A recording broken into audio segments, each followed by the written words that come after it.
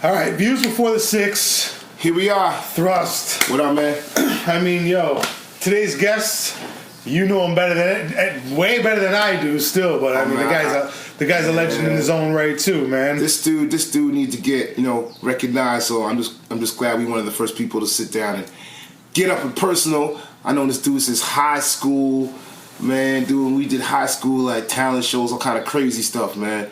I don't know. He needs to, we got a splashy introduction, man. All right, yo. This week we got Frankenstein. Woo! Frankenstein, Frankiano in the building. First question we ask everybody: were you born in Toronto?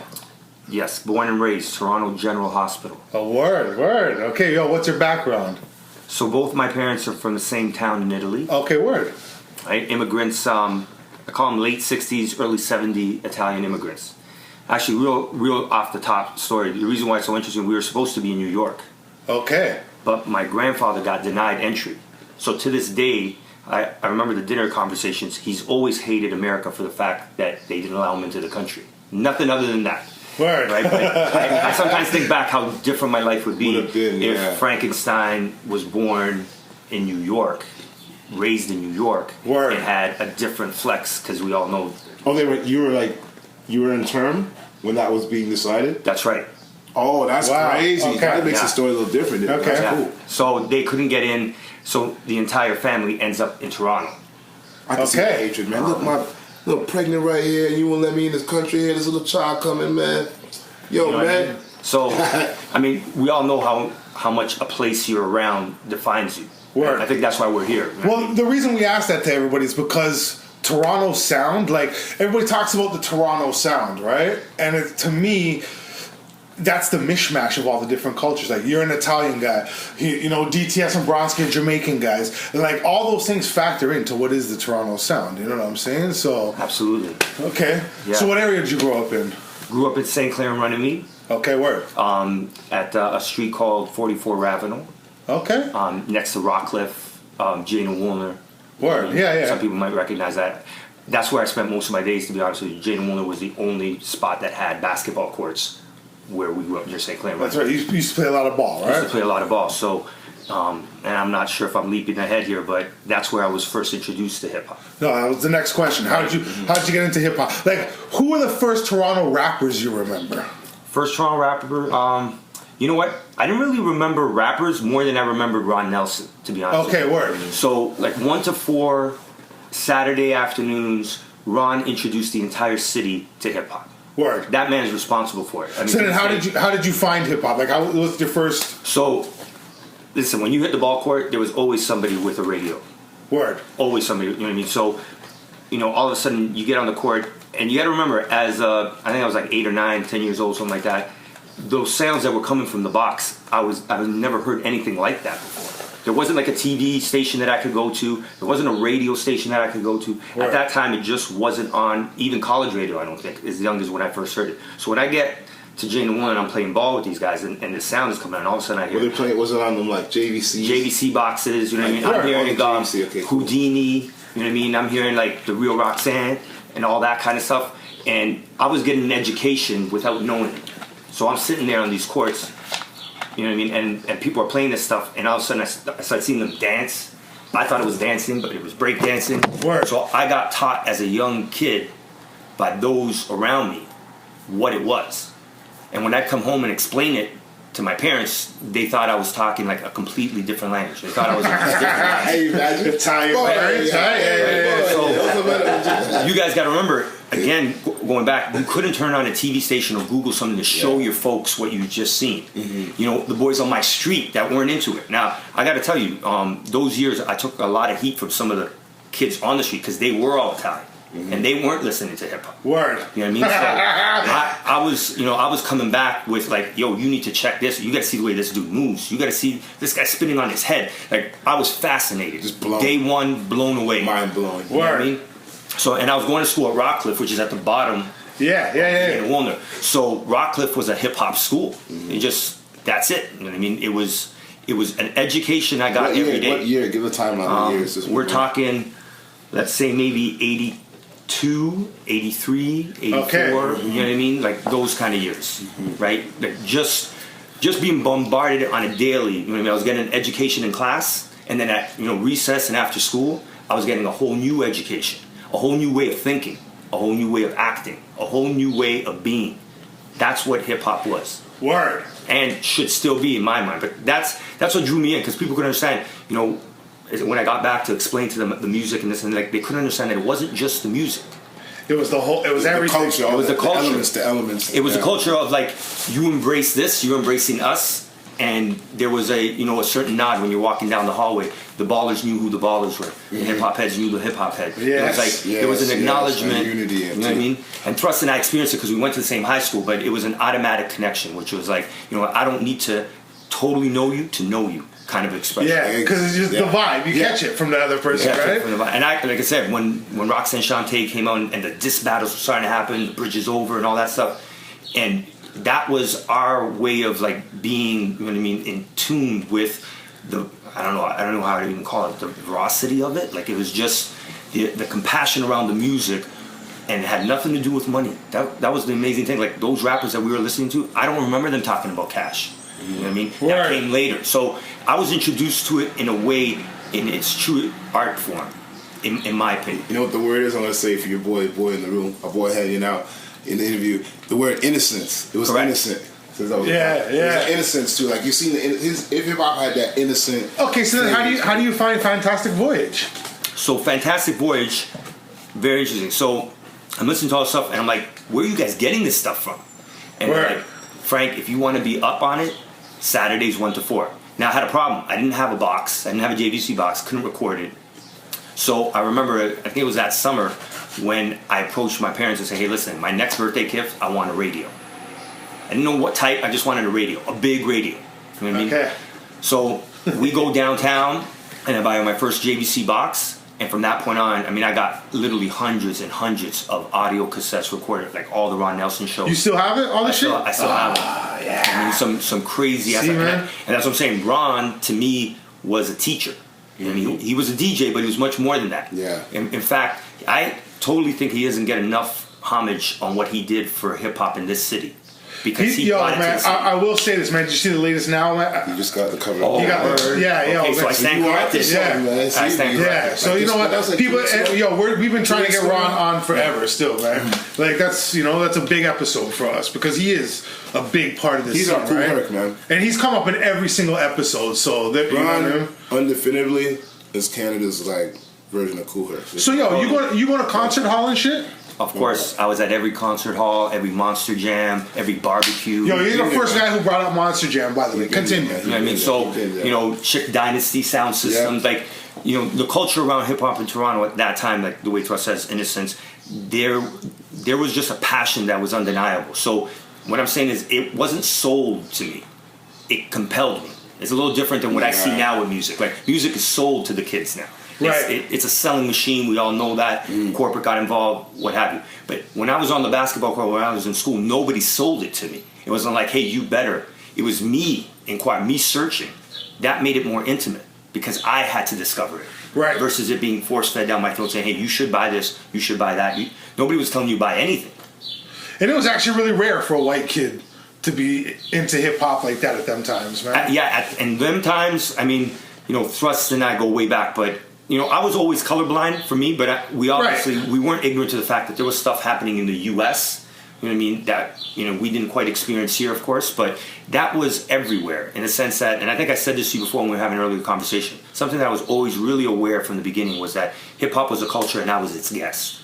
You know what I mean? It wasn't my culture, so I always behaved like a guest, which is like honor it and try and be in the place it sees you to be. So I come to your home, it's like, hey, you want me to take off your shoes? Yeah, I'm going to take off my shoes. You want me to be in that room? I'll be in that room. So for me, hip-hop, as much as I lived it, breathed it, I knew that it was a culture that I was being introduced to as a guest. It didn't belong to me. You know what I mean? So I always held it in that high esteem, that I was like, what's the best way for me to honor this art form? That was always really important to me. I mean, and I think because of my outlook and my disposition around it, it allowed those that were in it already to be like, they were colorblind. They didn't see me as a white guy anymore. They just saw you as hip hop. They just saw me as hip hop because and that's what it was. In Toronto, it was like, it wasn't about, you just had to be thorough.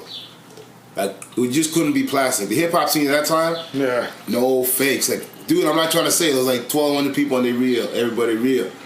And because the rest got filtered out, beat down, run out, Sarasota bottle in the head, something happened to you.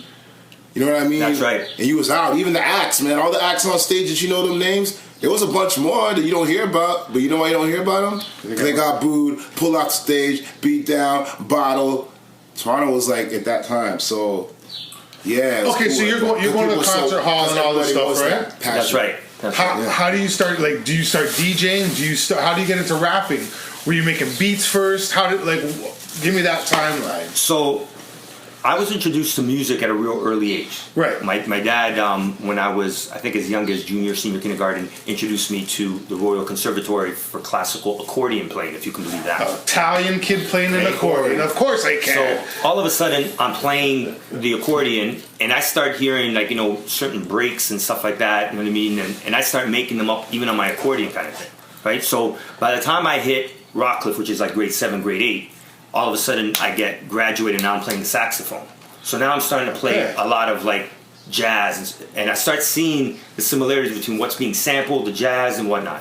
So I think it was my grade 8 birthday where I was like, I got to get myself a drum machine.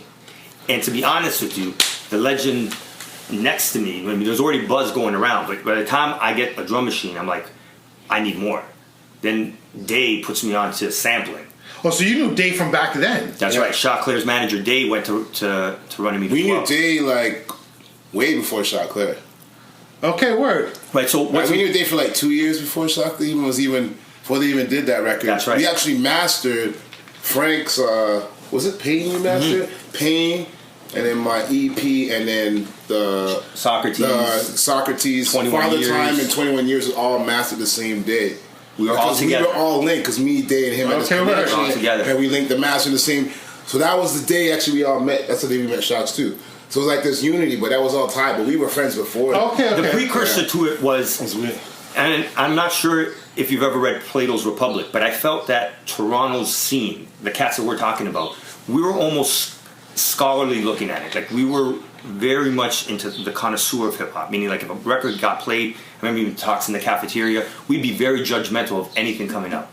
That's what kind of led to the desire to make it, because all of a sudden, like, you know, a new record would drop, another would drop, and we'd be all kind of dissecting it, what we loved about it, what we didn't like about it, that was whack or it wasn't whack or what have you. But at that point, I started realizing that just listening to it wasn't enough. Just recording it wasn't enough. Okay. I had to be about it. That it was almost like there was a gap. You know what I mean? It's almost like somebody like trying to preach to you about a certain religion, but you've never attended a church. You never actually got into it. So, hold on. You were saying something. What did you say something about what? Was okay, yeah. You were saying you got it. What was the my first drum machine was a Roland R5. Okay. Roland R5. I went down to Steve's Music. Yeah. You know, big city. You know, remember, like I'm going down there by myself. I had like, you know, cash in my pocket, and I'm getting this Roland R5. So I ended up getting that drum machine. Thrust probably remembers we used to bring that drum machine to the cafeteria and we used to play it in the auditorium and we'd make beats right on it. I mean, so at the same time, Day is producing. We used to do all kinds of things. Right? Do you remember what Day was using? Day was using an Ensoniq sampler. Okay. Yeah, Ensoniq Mirage. Like an EP. Oh, a Mirage. Okay. He was using a Mirage at the time. Right? So all of a sudden, Day starts to say, hey, Frank, I'm hearing what you're doing, but you can do a little bit more with a sampler. And all of a sudden, I started getting introduced to the world of sampling. And it just skyrocketed from there, because then I started getting introduced to breakbeat shopping. All of it started happening at one time. You'd be like, this is how dudes are putting records together. And because we were all rolling in a certain clique, if you will. And what was really interesting, I used that word clique, but it wasn't a defined clique. It wasn't like, hey, I'm part of this. Mm-hmm. Right. I mean, it wasn't a name. It was a philosophy more than anything else. Right? So we would be exchanging ideas. In fact, I remember Gus, we had a good friend of mine, would come in the auditorium and bring his saxophone out, and he'd start playing some of the riffs from. You remember Rex in Effect? So like we had live musicians sometimes come in the auditorium with us that were in the school band, keyboard. We had a real vibe. I mean, Runnymede cafeteria had turntables. Mm-hmm. DJs would actually spin, like students would spin during the cafeteria time. Yeah. Right? So we were, through and through, we were pretty much a hip hop school. Now there were a lot of other people that weren't into hip hop that attended, but the school itself. So Runnymede was a known school but it wasn't a lot of people that went to Runnymede too. It wasn't one of those schools like, oh, it was so many people, you know what I mean? Yeah. But the dudes that went to Runnymede, There was a pedigree. there was a pedigree. They The were pedigree was serious. And it was one of those James. It was like the school. Was there any rap? Who was It was rapping? right on Jane too. Like it was one of those Besides you, schools. who else was a rapper from there? Huh? G Wonder. G Wonder from there. Even Frankie used to come through there. His sister used to. Was it Juggernaut had some time? Frankie. There's ties, like he used to ties there. Because all the Woolner cats, right? Yeah. He's from Woolner. Well, Maddock, I know Maddock and them guys used to roll down. They used to there, all this right? family connection, so people Right. always. And then the next, and Weston was just up the street, so people from Weston, when Michi was in Weston, Right. you know, it was That's come right. between Weston and Runnymede, and we had the best basketball team in the city for like era, so that made the vibe too, right? So we had Yeah. the ball vibe, and then you had like the music side, the creative side, right? It was like, but it was And a small school. Though. The ball side was impactful because the coach at the time recruited players from different areas because Runnymede was very close to a predominantly white neighborhood. Yeah. So the coach was very competitive and he would go on recruiting missions. Yeah. You know what I mean? So he'd be grabbing cats from Jungle, he'd be grabbing cats from Jane and Finch. So the guys that were my teammates were, again, teaching me the culture of where they were growing up. Now, my street wasn't like their street, but when you start to associate and you're playing ball with these dudes and we're sharing stories and they're, you know, what are you pumping in your headphones? What am I, you know, I remember I had my Walkman, and on the back of my Walkman, I had, you know, stickers of Big Daddy Kane, MC Light, you know what I mean, KRS-One, and dudes would be like, yo, Frank, you listening to that stuff? Let me show you what I'm listening to. So it was almost like, just by osmosis, you know what I mean, I was getting introduced to not just hip hop, but culturally around the city. Like, how does a Jane and Finch dude think versus the way a dude who's living at St. Clair and Runnymede or Rexdale? You know what I mean? So the ball was also a bridge, you know what I mean, to getting a little bit more acquainted with this hip hop stuff. And that's why I say to me to this day that I never felt that I was sold on it. It was like just organic by being around it. And I think we even knew then that the city had a sound, like every area, like there was a jungle sound, there was a, you know, Rexdale sound, Scarborough sound. there was a Scarborough sound. Toronto always had that identity within the music diaspora, and even with the talk diaspora, we knew that. You know what I mean? You could tell them with talk, oh, that's some jungle is talk. You know what I'm saying? Slangs, yeah. Downtown, the Esplanade, like That's right. boom, was always we always had that. And that Always. ball culture, for me, extended into that world. Exactly. Because as a baller, we wanted to play against the best ballers in every part. So I remember going up to James Finch and balling, or going to York Humber, or going to Rexdale to ball in certain gyms. And a lot of cats would be like, Frank, you can't go to them places unless you know somebody. And I was like, I would always roll with my team, or someone from the team. So that they'd be like, nah, Frank's with us. So all of a sudden, you were down by law. I was down because of association. So what started happening is, for me, hip-hop permeated that basketball feeling. You know what I mean? So when I started to get involved in the music, it was the same thing. Who are the hottest MCs? Where are they from? And we talked about this. To me, I didn't really care what part of the city you were from. If you were hot, I wanted to connect with you in some way. Right. So it was like just the same way that we balls. Like, yeah, I can see you can ball. You can be on my team. You know what I mean? If you don't like green, that's cool with me. As long as you can ball, we're good. Right. It's part of a little bit of the vibe. You know what I mean? And then what started to happen, at least to me, was I started realizing, man, I'm more like these dudes than I think I am. And that's what I was telling you about. Like, for me, hip hop was colorblind because a lot of times I never saw the artist. You heard the artist way before you ever saw them. Like Right. when I first heard House of Pain, I thought they were black still. Right? So You know what I what mean? was Because beautiful, Put Your Head Out is the first song I ever heard. that's a crazy dope record too. Right? And I thought they were black. And then the next song that comes out is Jump Around. I'm like, holy shit, these guys are white, man? Yeah. Well, what I So I understand that, you know what I mean? What I loved about it, I mean, I remember going to a club called the A Club. I don't know if you remember it, Russ, back in the early 90s, late 80s. And the first time I ever heard Rakim was in this club where the DJ said, hey, I'm about to drop something on you. And he played Eric B. for President. Okay. Now, people are losing their mind, but you have to remember, they're being introduced to something sonically only. Not visually. They don't know what the guy looks like, where he's from. They don't know anything. It's just, you're being introduced to stuff always sonically first. Which creates a different experience for the person, the listener, because that's exactly what you're doing. You're listening. So, you know, you've probably heard this a million times. If all of a sudden I took your eyesight away for a year, you'd experience the world a lot differently. Right. For me, I find it tough to deal with the way people experience music today because they're introduced to it visually and sonically at the same time. It just shouldn't be. That changes music right off the onset because now they're stimulating you visually and sonically, where sonically your own mind creates the visions and it starts to have a more intimate effect on you. And for me, Rakim had an incredible intimate effect, because right after that he plays "Move the Crowd," dun dun dun dun dun dun dun dun, and I'm like, suddenly I had this. The way he flowed at that time was again like nothing I had ever heard. And so you go back to the lab, and now you start trying to emulate stuff that you're hearing again from a sonic perspective, and that was what I was saying as far as the whole introduction to it. Right. That's it in a very long-winded way, because it's amazing because it's not like a definable moment. It's an evolution, right? So if it wasn't really like, hey, this is the moment I'm into hip hop. Right. It wasn't quite like that. Although, like I said, the first time I heard it, there was something different enough about it that made me have to learn more about it. Right. And not too many things, even to this day, do that for me. And you think about it in that context, it changes the way you experience anything. Because we watch, you might watch something on TV. What causes a person to get up and say, I got to know more about this? Right. And that's why hip hop, I think, is around still today, because it had that influence on me. People thought it was going to be a fucking fad, right? That was the energy of it, though. Oh, man. The energy was just being up on it, dude. Okay, so you ain't up on it? Oh, later, man. Don't ride. Dude, you had to be up on. Dude, if you was up on the songs the next day, if you wasn't up on the record the next day, if you didn't know the lyrics, dude. I remember for the first 6 years listening to hip hop, if you did not know the lyrics to the new song, the hot song, like the Rockin' that came, if you didn't know by 3 days, you couldn't even hang with us. You couldn't even go out. You couldn't get you couldn't even get no girls. You couldn't get nothing.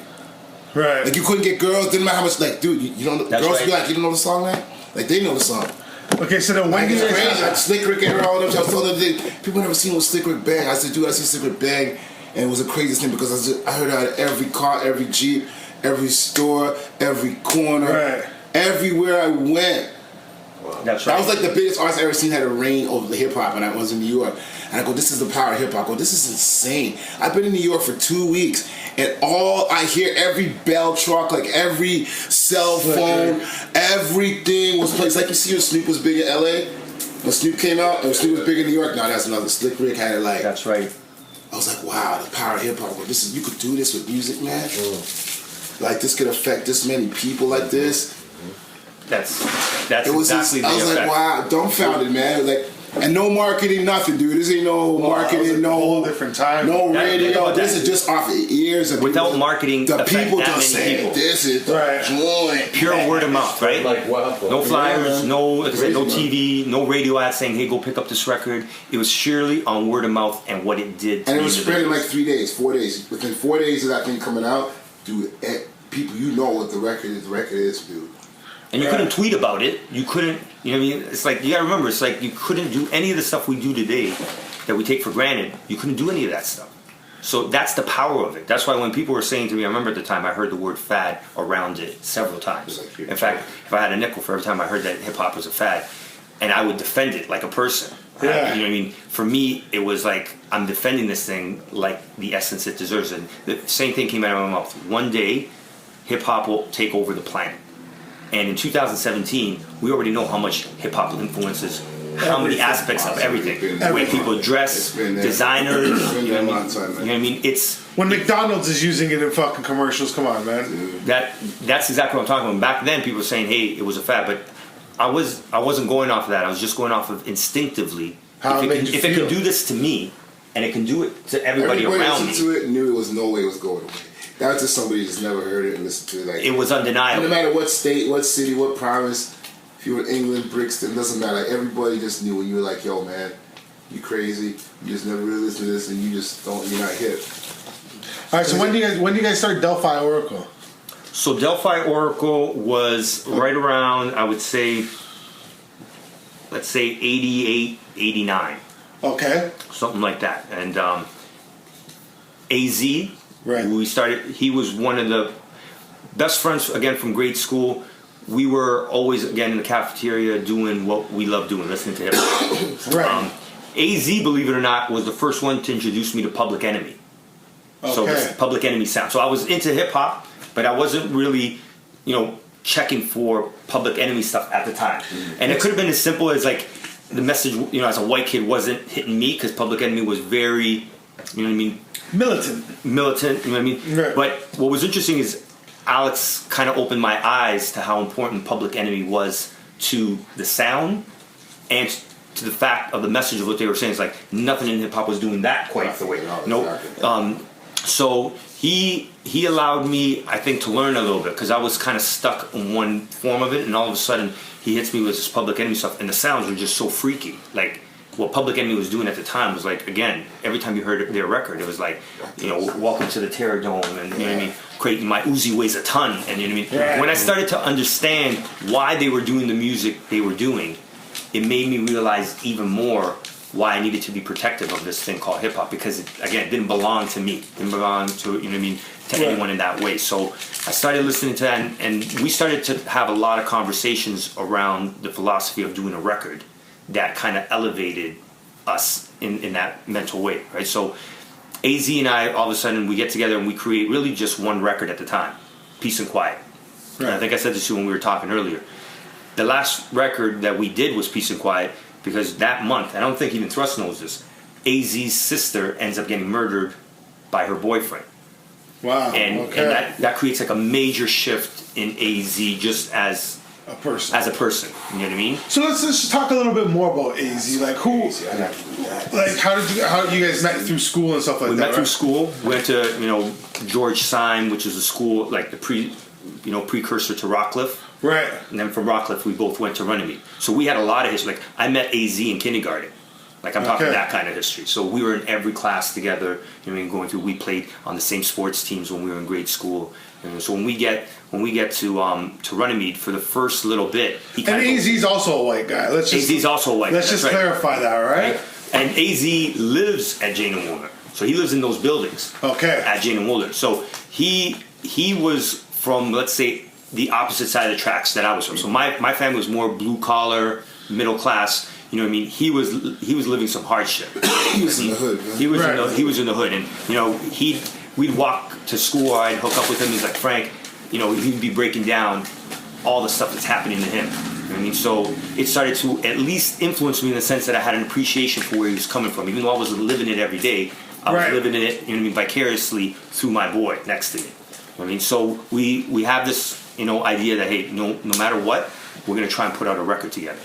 And that's how the first and last record that we put out together, Defy Oracle, happened. You know what I mean? So we recorded. We did it, and this is what's interesting about the story. We went to New York with the demo tape first, and we got shot down pretty well with everybody. Anywhere we went, it's like, yeah, great kids, leave the tape. You know what I mean? How'd you get the meetings? Just right off the back of like... Thrust is going to love this because we used to talk about this. So we would literally copy down the addresses to every record label in New York, Payday, Sleeping Bag, Loud, you name it. And the one that showed me a little bit of love, believe it or not, was Chemistry Records, who had put Diamond D out. Diamond D, word. Okay. So we go in there, it was the first, this is a funny story actually, we go in there and we thought we had to be extra. You know, we're going to New York, it's like we got to be full of life, top end. So I walk in, I'm like, I want to know, and I was almost shouting. I'm like, I want to know who the fucking A&R is in here. You're about to sign the fucking best act. Like just some stupid kid stuff. So what's crazy is, do we get a meeting with him? No. Security comes and throws us out. The rest of the 2-day trip that we had there, AZ looks at me and says like, yo, you can't do any more talking. You know what I mean? You just sit there. We're going to hand our tapes. So later that night, before we leave, the only person that called us back was Brian Chin, A&R from Chemistry Records. Okay. He calls up, and I'll never forget what he said. He said, listen, your stuff is okay, not good enough for us to press, but I admired the gumption and your energy walking into that office and the way you guys work. Yeah. So keep doing what you're doing. That's what he says to us. So, believe it or not, we come back, and that's when we made a decision to say, hey, listen, we're just going to turn this demo into vinyl. We take the Peace and Quiet from the tape, put it on record, and go back to Manhattan, and we just start giving out, I think we gave out like 5,000 12 inches. Wow. Something like wow, that's crazy at the time. Yeah. Wow. Okay. So we everything that on we your made, own dime, obviously. on our own dime, just because we believed in it. Oh, wow. And the first people to play it were Stretch and Bobbito.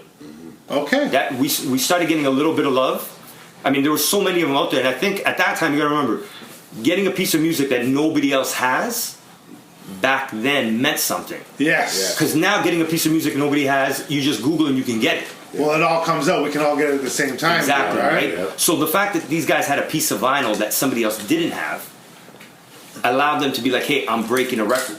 You don't have this? You don't have this? So we hit all the college radio stations that, again, just word of mouth, we were asking, which college radio is playing hip-hop? Who do we need to hit? We were trying to find the Ron Nelsons of that world. You know what's funny? I seen Camilo, all those guys now. They're all like huge now. We was rolling with them dudes like, they know us from back then. Like, we on the tapes, I could bring it on, play it. Right. We would do all-nighters, so we would drive back and forth. Yeah. We got a lot of college radio guys that would call us up and say, hey, can you do an interview this Saturday? And it'd be like Thursday, and because we had our phone numbers on the back, we would drive down and do radio interviews, just like 15-minute radio interview in Brooklyn at some college. We'd go down. We were kind of nuts. Sorry, I'm trying to go back because he has a good question. In the storyline, when was it the point that you actually made that link? Because you were distributed by who eventually? Just so people know. Okay, so I was like your label, because you didn't just stay up here. That's right. So going trips to New York. What we ended up doing was we didn't just press it, but we created our own label out of the entity. I think that's what thrust us into. So we kind of started to look at it and say, hey, listen, the only way we're going to get put on is to put ourselves on. So we created the label, and all of a sudden, without totally realizing it, there was thought behind it, but we didn't see the full impact of it. When we came that, hey, we just got signed to a label, at the time they didn't know it was our label. Right. DJs just saying, if they got signed to a label and it's out there, it just changed. This is what really taught me about music back then. All of a sudden, the impression, by going from tape to record, changed the impression of how people saw you. It was the same music. Yeah. Well, now we're on that format now. Right. Now it's on a, they're taking you more seriously. They took you more serious. So this kind of goes back to, you want to be taken serious? Well, how, what are you putting into it? Okay, so let's just talk about this for a second, because you're saying, we're talking about Knowledge of Self. That's right, Knowledge of Self record. You guys started your own label, and what year was that? That year would have probably been 88, 89, right around the time. So Delphi Oracle gets done as a demo, and around there is where we start going to New York and trying to get it out there. So you guys essentially are the first independent label, hip-hop, from here. One of, because at the time... Because you guys were, Knee Deep?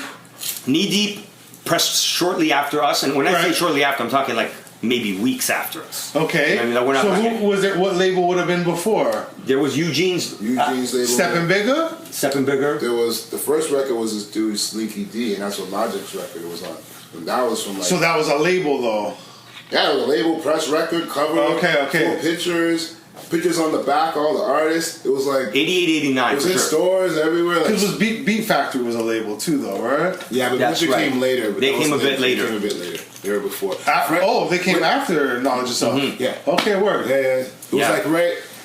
They were right around that time. But the thing about it was, what people don't understand, it was like, who else? It was Treehouse. That's right. There was Treehouse. They came along. Like Holder in there? At the same time, Groove a Lot. It was Treehouse. Oh, okay. Groove a Lot. Groove a Lot, that's right. Knee Deep. Because Boiling Point came on Groove a Lot, which we mixed at the time. But there was, in that period, it was almost like they started springing up. Yeah, but we kind of came on the same time. But you guys essentially were the first. One of. I don't know if I could take. Yeah, they kind of. I don't know if I could take that. But one of the first three or one of the first five, guaranteed. Word. Okay. I say in the chronological order. But I was going to say the difference was there was a lot of people doing it, but some of them, because of the way we ended up getting our distribution, like we were through Fat Beats and That's right. and then we were a Groove Attack too.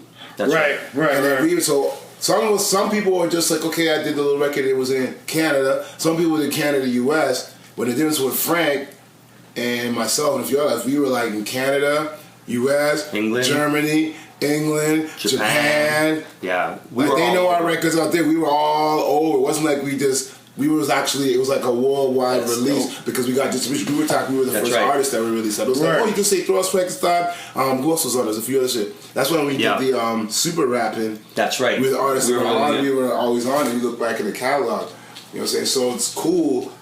We had even your publishing deal, all that. That's stuff. right. I had a publishing deal with EMI in London, England. Okay. Right, so, but this is all after. That happened after those first launches. Because of the label. But the label, yeah, exactly. The label allowed us to grow into that. You know what I mean? So, again, back to you saying, people were taking us more serious. Right? And the fact that we had our own in-house studio allowed us to control the sound.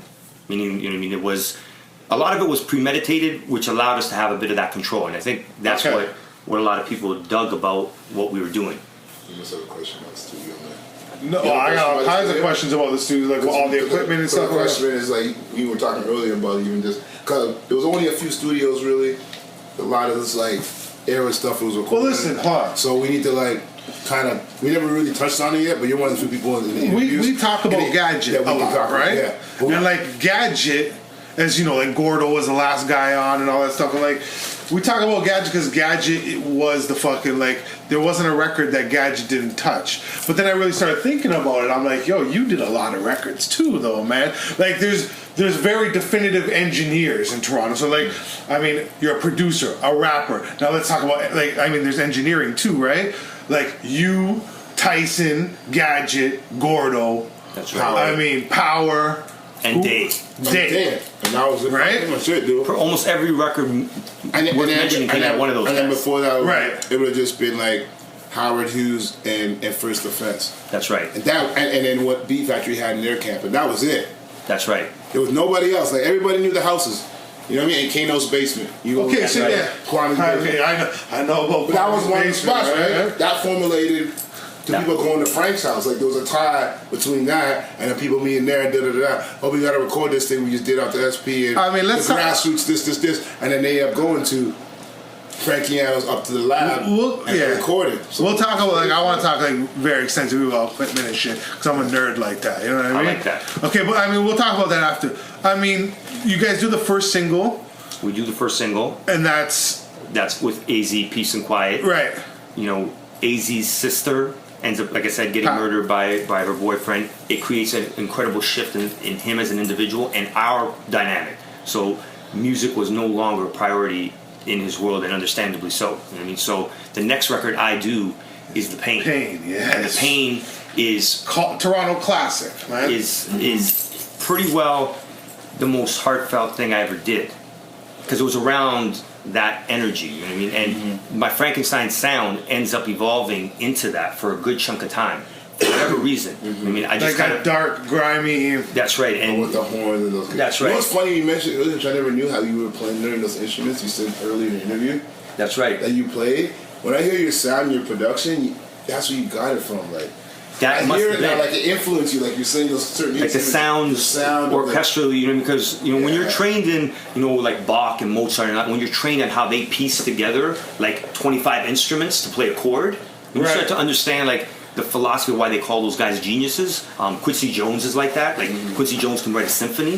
When you start to understand that certain producers have the ability to do that, it changes, you know what I mean, the dynamics of the sound. So The Pain and all the things that start happening start to influence my sound completely in one direction, you know what I mean?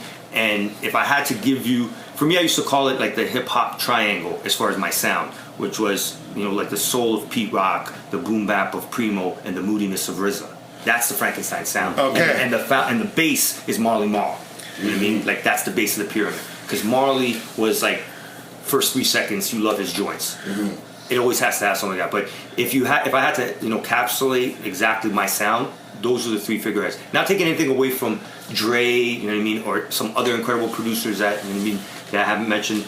But at that time, my sound was most influenced by those three. I mean, and honorable mentions to, you know, Tribe Called Quest and Dayline, Right. you know what I mean, Prince Paul and everything that we grew up loving, you know what I mean. But my personal sound, The Pain, is a mix of that kind of stuff. And, Right. and it evolved. That record has such an air to it. No, it's like one of those records that I've never heard another record have that air to it. Exhibit has a record that almost has an air to it. No, wait. Can I What's get that? One of his first singles is the video. Stop the lead. Listen. What's What you Exhibit? see is what you What get. you see is what you get. Now it has that feel like there's an air to it. And Gangstar. Well, I always felt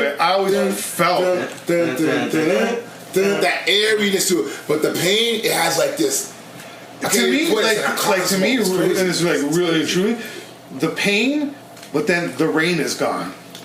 Yeah. Those two songs, like, I mean, have such an air about themselves. Yes. Like, Yeah. it's Frankenstein, you know Like what I the mean? Frankenstein sound. Yeah, right like away, 100%. And out that's the like, gate, you had like a. I always felt that was more, like when people talk about the Toronto sound, I always felt like that was more the Toronto sound, you know, between like you and the Grassroots and Scam, you know what I mean? Like, That was like the way you guys were sampling and stuff like that, you know?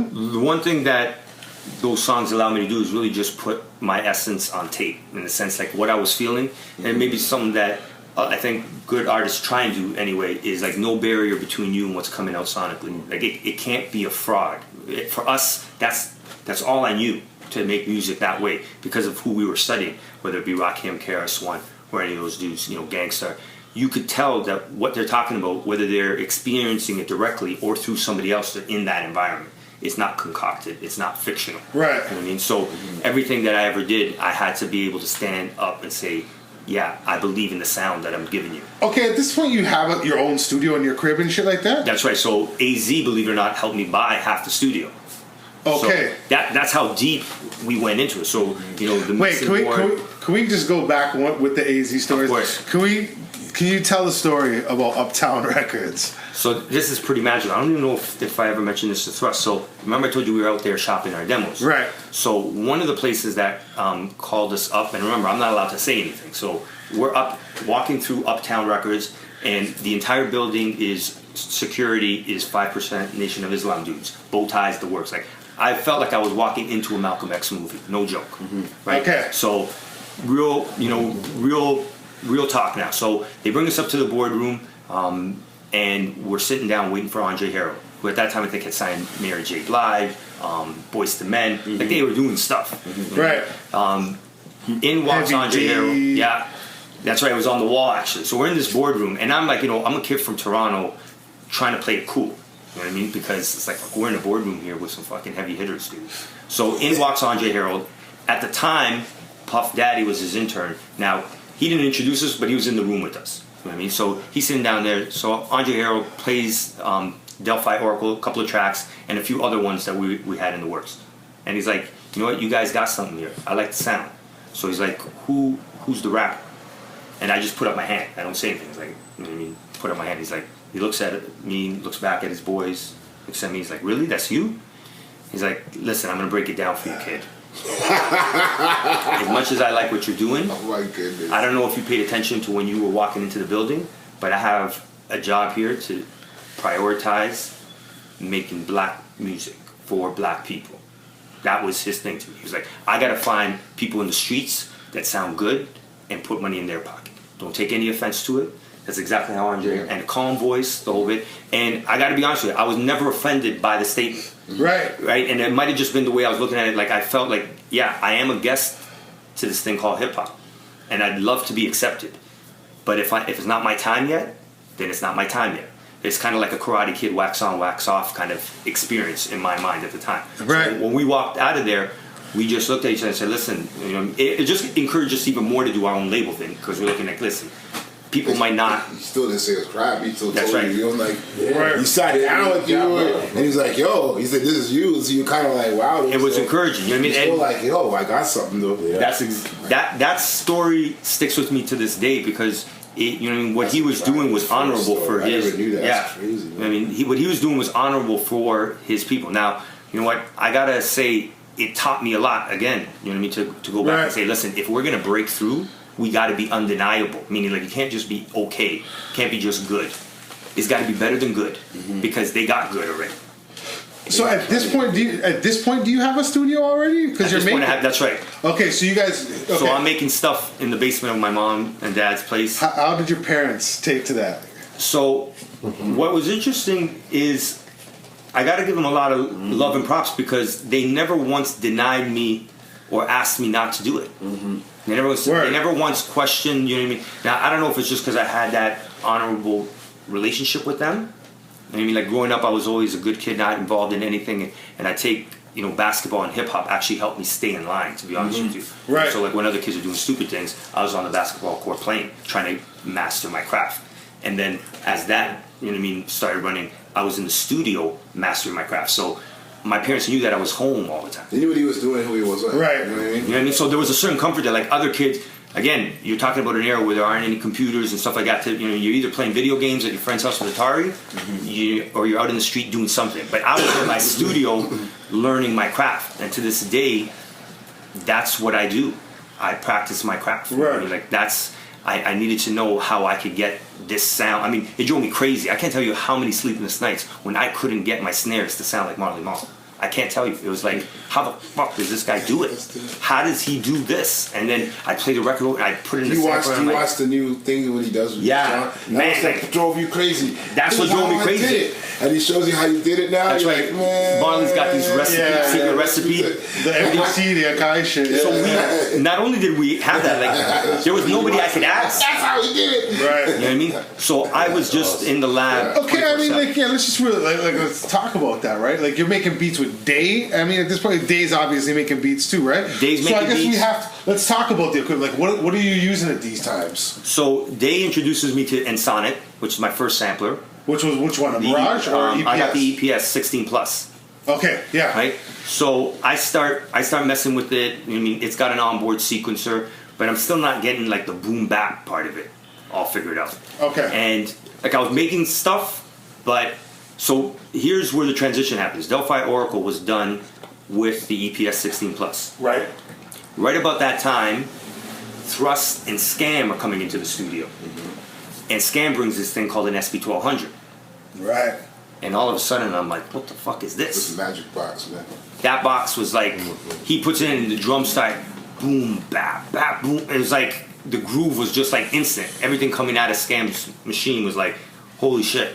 And at that point, I'm like, I gotta get myself an SP1200. I gotta do whatever I can. Now, you should have seen the look on his face, man. I remember that first time Scam. You know, Scam hits the button. Yeah. Scam does a little bop, and all right, man, bam. It was nuts. Again, just like being on the court, being introduced the first time to something, and being like, that's it. Yeah. It's almost like the real recognizes real. When you're introduced to anything, and it just stands out on its own, that's what the SP1200 did. Right. So it took me, I don't know how long it was, maybe 3 to 6 months, but I spent every day trying to find this thing called an SP1200. I went to Long and McQuaid. I went to see, none of those guys were carrying any of that stuff. You know what I mean? Yeah, it's so hard to find them. So hard to find. So I go down to New York, Manhattan. Yeah. Right? And I can't remember, they got like a music store called Rogues Music. Okay. Go in there, right? So I go in there, these dudes have it. They got an SP1200, they're just reintroducing them. They're relaunching them. So all of a sudden, I don't have enough on my Visa to cover the whole purchase. So they got this in-house financing that they're talking about. Make a long story short, because I was not an American citizen, they wouldn't approve me. So I go back home pissed that I can't get this SP1200. And then I think it was like maybe a week or two later that AZ, I tell him the story about the SP1200. He's like, fuck this, you gotta get it. You gotta get it, I'll give you half. So me and AZ go down and we end up buying this thing halves. Okay. And the paint is done on the SP1200. So you drove down to New York? You were down to New York, right? You gotta tell them the story, man. You got in the car and we drove through. We've been driving down to New York since we were like 16, 17. Like, it was like our second home almost. Just drive, just get in the car and just go. Just go. Take turns, drive. Grade 9. You see grade 9's walking around, we just get in the car and just go. This is all for the pursuit in the 80s of the perfect beat, the perfect whatever we want to call it. It was all in the pursuit of having people acknowledge the music, and it wasn't even about money because back then you knew for sure you weren't getting paid with it. Right. You know what I mean? It wasn't like you guys were on stage like rock stars. Yeah. You know what I mean? Like there was, you know what I mean? It wasn't that mentality about it being like this mega thing.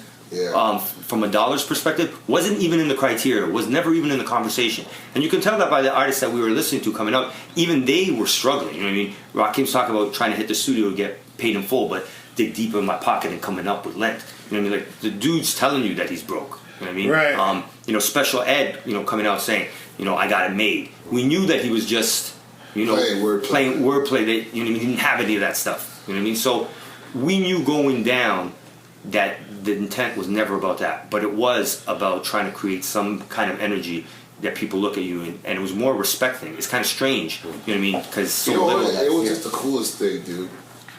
Like hip hop ain't cool like that. It's cool because it's just everywhere, and it can't be. But something's everywhere, it's cool, right? Yeah, but it was also kind of new then, man. When you knew, like, I can't put it was just so enticing. I agree, so cool, like. You haven't seen cool. You know what's cool like? It's like how people still reflect back on the 70s. So you can look at that 70s area, even though we weren't part of it, and you look at it the bit, you're like, yo, that was cool. Then there's a James Brown era. You could see the eras. There's like cool to certain eras, and you look at it like that. If I can go in a time machine and go back, I mean, what That was the little last? time, I you know mean, what I hip hop was like It's kind of like the same thing. last It's that- music, that hip hop vibe. house music. Yeah, I guess, it's right? cool, man. You had to be That's- part of it, man. If you was young and hip, you had to be part of it. You just What was crazy about it at the time, like even the equipment coming out was never intended to make hip hop with it, right? So the SP1200 was a sampling drum machine. It was used by bands who didn't have their drummer present to snapshot a kick, a snare, and a hi-hat, program it in so they can play along with their guitars and what. It was never intended for hip hop. Or a lot You know of what I mean? TV shows would use it. Exactly. TV Yeah. sounds and triggers. I remember going to see Letterman and That's fucking crazy. Paul Schaefer was Had his nothing to do. It had yes. nothing to do with That's what I'm music, saying, right? Right. And that goes to even turntables, right? Like the turntable was never designed to scratch with it, right? Right. So that's what I found really incredible about a lot of these hip hop kids that came before us was they were being inventive with the limitations they had, and with those limitations, they created a whole new genre of music in a way that we never had heard before, and was so good that it hit the masses eventually with very little promotion at first. You know Well, what I it mean? wasn't until Public Enemy that you had like 1 minute samples. That was the first record. That's right. That was the first Yeah. record. That and Cube's America's Most Wanted. That was the first two records we actually had. I remember it was huge. We got a minute of sampling time. That's right. Before it was like 10 seconds, 12 seconds, Yeah. 5 seconds. They had to be creative Some of them with it. Casio keyboard had like Right. 2 seconds going in, man. Pause tape, Yeah. whatever. So it's like you still made people get up and dance and sing. Yeah, hip hop was an accident, man. Came from That was an experiment, man. Good experiment. gravity, from people not having the resources. Right, You know, right. from Totally. just basically not having instruments. I mean, actually, on the East Coast, it Yeah. came to just, and so it's an accident. Okay, so then there's That's you. what jazz was Then like. there's you two, right? I mean, So Thrust past, future, present. and I mean, like Thrust was kind of like a mentor for me when it came to hip hop. You know what I mean? In the sense that he was one of the first cats even at running me, even rapping. So when we were meeting in the cafeteria and Thrust would play us stuff, I mean, and at the time I remember thinking to myself, your flow back then was like a chill Rob G almost type of flow. But Thrust was always ahead of his time. I mean, so to me, he was like the mentor for my, let's say MCing part. Okay. You know what I mean? I would always be looking at, Thrust delivery. It was kind of crazy. Like those early days, I remember saying to myself, one day we're going to be on stage together. Even though we weren't. Remember I told you that story? And we end up being on so many stages together. But Thrust and I going to the same school, again, just being around one another and me having, I think, a respect level for him and everything he's done. And what I mean by that is this. Some people do hip-hop. Thrust is hip-hop. I mean, I met a lot of cats that do it. But not so many cats that are it. Right. Right? Like, if I had to put it, you know what I mean? Like Karis One, someone might say he is hip hop. You know what I mean? Right. I've met a lot of rappers that do hip hop very well and they love it, or they're into it. But Thrust connection with it, I saw it from the beginning, and I always gravitate to those kind of sources. You know what I mean? So that was something for me that allowed me, I think, at arm's length to learn about the culture. In a sense, you know what I mean, to have a dude that was it around me enough to be like, okay, once you're ready to graduate, you'll know. Right. And it was a big honor when Trust to be like, hey, yeah, I want to record past, present, you know what I mean, in your studio. To me, that was like, that was a big deal. I don't think I ever mentioned that to Thrust, but Nah, that was so much was going on. He was Yeah. in school, he was studying. yeah, it was just We were taking courses at that time. We were It was doing all Infinite. It kinds. was me. We'll get to some stories. We get to the Rexdale Files and all the ghetto content. right. But it was me, Infinite, and Frankenstein Right. in the school that little period of time. It was kind of cool, man. It's a little window, right? So it was crazy, man. And in between classes, we decided, hey, man, and we were getting inspired by Frank. Like, because Frank was doing his own label and stuff, and I already knew up here. I was like, oh, man, I already had groups. That was after my KGB, I had group stuff. Right. Frank, when I met That's Frank, right. Frank made me realize, I just gotta go solo. That's when Right. Thrust was born. But people know Thrust from before. That's 'Cause right. I was in big groups. We did the first part of the That's right. But I was known I was doing stuff from the 80s, but so my name was always out there. Thrust. Thrust was hitting monster But I never went dams, all kinds solo of. until like that period with me and Frank. So that was like he gave me that, and then he had the studio, and then we had the connection from high school. That's right. So Well, just what a did you, natural was it? thing. Everything with Scam done? Was it everything Scam first, or were you also? That was the doing same beats? time. Same time. So We I were was- riding out together because Scam, remember me and Scam and X, I was co-hosted the Power Move with X, and Right. Scam was on X. Right, That's we right. met X at the EPMD show. Scam was trying to sneak in the show, and me and X was going in with our record. I saw Scam trying to do it. I go, yo, kid, this cool kid. I remember, yo, come here, man. This is a column over here. Just don't have to sneak in. Just come with us. Just hold the crate of records. And from that That's crate of true. records, we went in this door, and it's this cool this white little kid. Look at this guy, man. This Scam. energy. Was that the, Scam? And then we just linked, and then Frank was riding with me, and then we all linked. So that was the link. And you heard from him getting the SB12. So me and Frank was riding, and then I put, this cool kid named Scam. I go, I know who you're gonna like. That's right. Scam and Frank. I knew Frank already. Right. So I'm like, oh, I gotta hook you up. That's what hip hop was. Like, That's very right. few people had it. Because Scam, when you met him, he had it. When I met him, he had the 12s already in his house. He was an Esplanade, the 12s. He had the boom. You know what I mean? He was rolling with Deuce and Conky Mob from way back then, but Right. they just weren't recording yet. So Scam would come up. It was easy for him because then at that point I ended up having an SB1200. He wouldn't have to carry that with him. I'd go down to his crib all the time. We would exchange breakbeat records. We were just Yeah, because I put him on, Right. and I just stepped back. Because Yeah. I was a rapper, but Frank was different. Frank was like a Pete Rock, because I said he's like a rapper producer, remember? Right. So he was like Spock in the studio. Frank was doing shit to make sound and wiring. He had it all. Remember, he went to school for this. Like, he had school, he had his own knowledge of the shit, right? And he knew the sound. Frank always knew the sound. One thing with him, he was always after the sound. He knew sonically what he was after.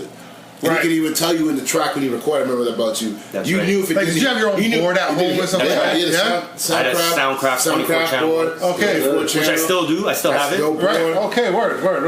Right. So I just kind of stepped back, and that's when you hear the story that him and Scammers went off on their thing.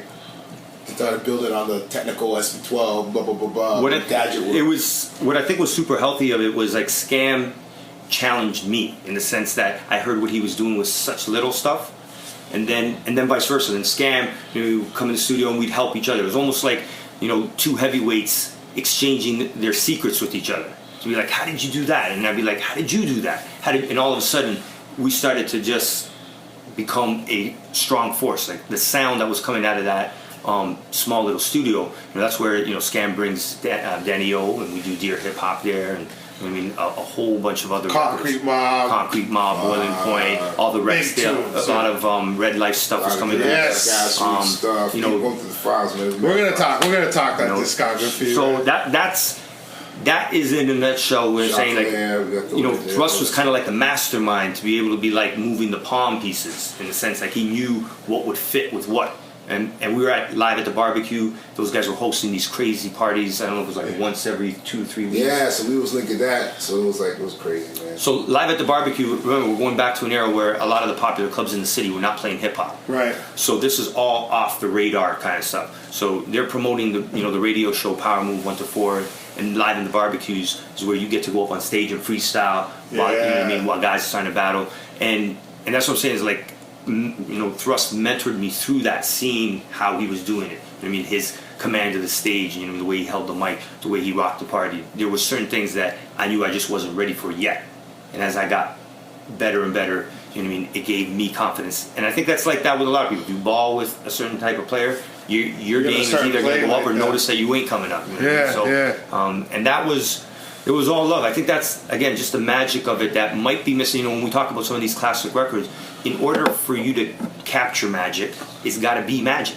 Yeah. I mean, it ain't something special. It doesn't matter how you capture it. The camera will only take a snapshot of what's there. Right. The microphone will only capture what's there. Yeah. You know what I mean? You can't fraudulently create magic. You know what I mean? So I think that's what we were most in tune with, and I still think that we do. So when I step, whether it's behind the boards or in the booth, if I don't hear the magic, like for real, Right. then I just don't feel it. I can't fake feeling it. You know what I mean? And I think those are the records that people continue loving, the ones that, you know what I mean, inspired all of us. It's like, you know, when you hear, I don't know, Wu-Tang's Cash Rules Everything Around Me, that's magical, dude. Like, it's not, Yeah. it's I get undeniable. what you say. Yeah, I get You know what you say. I mean? 100%. It's like, how do you deny it? You can't. It just is what it is, and that's why it stands what it stands. And that's what we, when I say we, you know, the crews that we were rolling with, every time we were there, that's what we were trying to capture sonically. We were like a goal to make timeless music, because that's really what it was. We used to always talk. It's just make. I mean, let's talk about another record from Timeless, that like, era, it's man. just That's like- the Howie Attic, man. Oh yeah. I mean, There's you another- produced that. So He was on the label. DJ X comes to me with this artist named Nasty Howie, right? And he's like, dude's dope. I'm gonna do a song with him. and the sound they do is attic too much of anything. Makes you mad. So extra chords in it, and I was like, yo, the dude can spit. Now, Howie, I think at the time was from Jungle. Yeah. Right, so, you know, I mean, different worlds obviously getting together, and what would often happen for me is once those guys finished their track, I'd have my reel-to-reel and I'd have the acapella sitting there. So without them even knowing it, I would go back once they were done and I would do a remix. I would just be like, next time they come to the studio, I'm going to play it for them and see what they think. So I had the luxury of having a studio in my house so I could nurture it. Like when X comes into the studio, he's got 2 or 3 hours to try and figure everything out and then he's got to go. I can sit with it, you know what I mean? I could be like, what does this make me feel like? So I sit with it. I play a ton of old breakbeat records. I try and capture whatever mood Howie's delivering, I'm trying to capture by listening to other stuff. And then I come back and do my thing, and then I played it for them, and they liked it so much I think they made it the A side instead of the B side. Right. So it was never called, even though it was a remix, I don't think they ever called it the remix.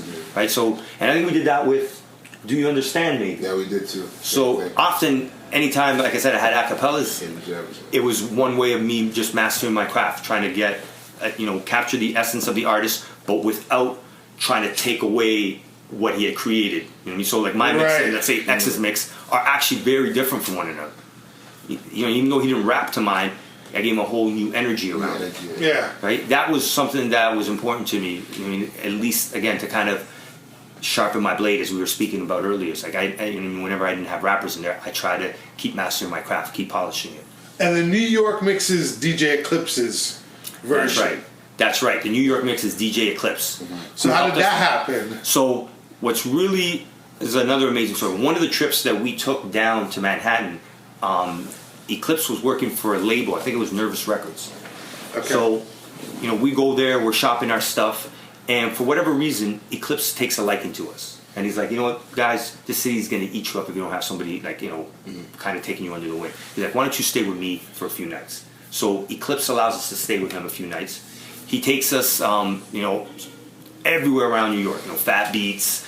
There was, I think, like that night there was a Nervous record release party for some of their artists, and everybody was in the house, like EPMD, Carousel. Like, I'm meeting everybody that I got their record at home, like, around me. So it was, I think, probably the first and last time that actually had, I was starstruck.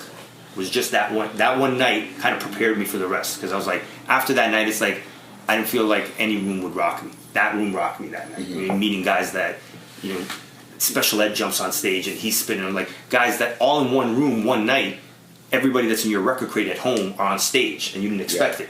You know what I mean? That's how we felt. Right? So when we got back and we started doing these records, I never forgot about Eclipse. So we tied him in and then we started paying him to promote these records in New York. Okay. Right? So we kind of showed the love back. And Eclipse has always been that way with us. He was looking out for us, and we never forgot it. So we put him on the record, and we allowed him to work the record. So that was a magical time. I think that's the time we were also recording Thrust stuff at the same time. Past, future, present. That's right. Okay. And then my stuff got distributed because of that link, and then we was going back and forth to the city. It was just crazy. That was like the first. We just recorded 5 songs. It was so That's nice. right. We had a real focused intentionality. It was crazy, man. I think what was really great was when we were in the studio, it's like we knew what each other was thinking, and we didn't have any of those. You might have people in the studio band saying, "No, I want it like this, I want it like that." I don't ever remember having those discussions. We all kind of, like Scam would touch the boards a bit, and Russ might come over and move a fader or two, and we would just listen to it and go back to it. But it was like the studio was set up to already be that way. We would make songs. You can have Solitaire. You guys, a bunch of other people, man. When you work with certain artists or artists, me and this guy's chemistry is off the chain. Like, we start a song, no concept, nothing. We'll sit down, and within 40 minutes to an hour, every time, something out of nothing is done. It's recorded, the beat's done, or bring it up, it's done. Everything one take. Like, anything you hear, like on the records, I even bought some of the records. I bought some records some new Divine. But even on the records, it's like, it's crazy the amount of time, like. Okay, you know what I mean? Like, it's like you hear Red and Meth, it's like a connection. That's right. It's like that natural affinity. Yeah. We got albums that never came out. We got all kind of crazy stuff, man. People know. It's there. Yeah, it's true. Oh, you know, I want to hear all of that shit, Files, man. man. We got files, man. They coming. So then, what? These are the times you move, and like, what do you do UV and then you move to Woodbridge, or you? So UV was done while I was already living in Woodbridge. Okay. So I moved to Woodbridge in 1987, 88, something like that, and I continued going to school at Runnymede Collegiate. Okay. So, like, and not a lot of people know this, but Woodbridge is hella far from where Runnymede was. Yes. Right. So I didn't have my driver's license yet, and my family was like, "No, Frank, there's a school like literally 200 meters from our street." Just go there. So I went to. It was actually a real sad day for me because the day I went to go check out that school, it was almost like going to a complete different world. Right. So you go to a school that is like hip hop based, ball, all that, and this school was everything but hip hop. Italian kids, house music. Yeah, you walk and through you're walking through the parking soccer. lot. There's like dudes got cars. You know what I mean? They're playing Stevie B. They're doing. Some of those joints are still banging. I ain't gonna say you know what I mean that they're not. It just the school wasn't my vibe. So I'd be waking up at like 6:30 in the morning to walk from my house to the first bus stop, which is like 4 or 5 kilometers to Steele's. Jumping on. My dad sometimes was around. He you know what I mean, and I would. And what's really crazy is I took the Jane bus. So for any Toronto cats that are worth anything, they know that the Jane bus, starting from Steele's at the time, went through every hood. Almost. Yeah, you know what I mean? So, and what was crazy for me is like every time I got on the bus, I knew that I would see half a dozen teammates at one point because they were all getting on at either Jane to go to practice too. To go, so I'd be bumping into those dudes. So it was like the drive and the bus. It didn't affect me the way it might have because I felt like it was a belonging anyway. You know what I mean? So it was like it wasn't one person I'd be bumping into somebody else and we would be riding the same bus anyway. You know what I mean? So it's the way I kind of got my mind around. Even though I'm out here, I said to myself, it doesn't have to be who I am. I'm in Woodbridge and it's just not who I am. So I continued just to follow my instincts on who I felt I was. Mm-hmm. And I identified with the culture that I was experiencing at Runnymede. It helped define me. I mean, it helped, let's say, in my confidence in so many ways. Like hip hop was more than just a musical experience. It was my transitioning from being a boy into a man was around hip hop. Mm-hmm. Right. I mean, of course. It helps set up the rules. You know what I mean? How you act with people. You know what I mean? What are you saying? You know what I mean? You're going to be judged on the things you say, and we were putting records out, so even more so because those things were captured, right? So that's what I kind of identified with. The distance didn't bother me because it was part of my development. Now looking back, I mean, at the time I would love to have been close to Runnymede because I was within walking distance before we moved. I mean, even when I say like, okay, kids, because I want to go to UV, but even before that, you did so much. Like production even before all UV happened, like that's right. I put out like Chocolate, Red Life stuff, fucking what else, man? I did the remixes for they were not authorized remixes. No, that's right. We talked about that earlier. With the Mobb Deep Shook Ones remix. I did Shook Ones remix. I did If I Ruled the World remix. And that was a fucking that was like a little cult fucking tape, man. People went wild over that. Yep, that's what made Frank on a legendary kind of status. I got a lot of love on that, and based on even what Truss was saying, in the sense that I had all these dope beats sitting around that I felt were dope, and I was like, dude, people need to hear this. So it was basically an introduction of my production reel. Mm-hmm. Now, again, to honor stuff, we didn't put that stuff out on Knowledge of Self. Yeah. Right, you put it as a white label, right? Put it as a white label. Basically, I wanted, if anything got back to me, I wanted people to know that I wasn't selling them at the time. Exactly. You know what I mean? It was more just, hey, listen, this is what I do. So I think I was telling you this story earlier. I will never forget the day that I get a call from Pete Rock's people because I had done an I&I remix on there. That's right. And I'm like, here I go, I'm in trouble now. You know what I mean? So I think it was his manager or something like that, but he's like, yo, Pete is feeling the I&I remix, and he wants to know if you can send some extra records because we like to use them in some of our promotion. And I was like, bang, bingo. I was like, dope. And again, I think at that time we pressed out, I think about 2,000 of those. Word. And just gave them out literally for free. You know what I mean? Now I think some of them ended up finding their way into stores because guys that got them for free sold them, and because they were hard to get, and there was actually Yeah. some bootleg versions. So Oh, dudes yeah, were bootlegging There was a them. lot of bootlegs, remember? That was crazy. Right, so- Was that Eugene told us? Somebody told us? That's right. They were like, Frank, people are selling your stuff out there. I'm like, They that bootlegging ain't your me. record there, man? And I think some of your stuff was getting Oh, my bootlegged. stuff was good. You know what I mean? Right, so it was kind of like a new calling card for me, and it allowed me to show people, like, again, difference of my sound when I'm doing it for different, you know what I mean, for different rappers. Right. Then a Busta remix too. It was good, and it was kind of crazy, even though it was unauthorized officially. Like nobody said, "Hey, Frank, go do this." It was kind of like I still got props for it, and Right, I it was never- well received. it was well received. I didn't get any, I had nobody jumping down my The throat. artist was very happy that he did what he did. You know what I mean? He made Yes, it look yes. very good out there in the marketplace. Thank you very much, Mr. Frankenstein. You know, No, that rarely happens too. Like, it was, Like, what other Toronto stuff?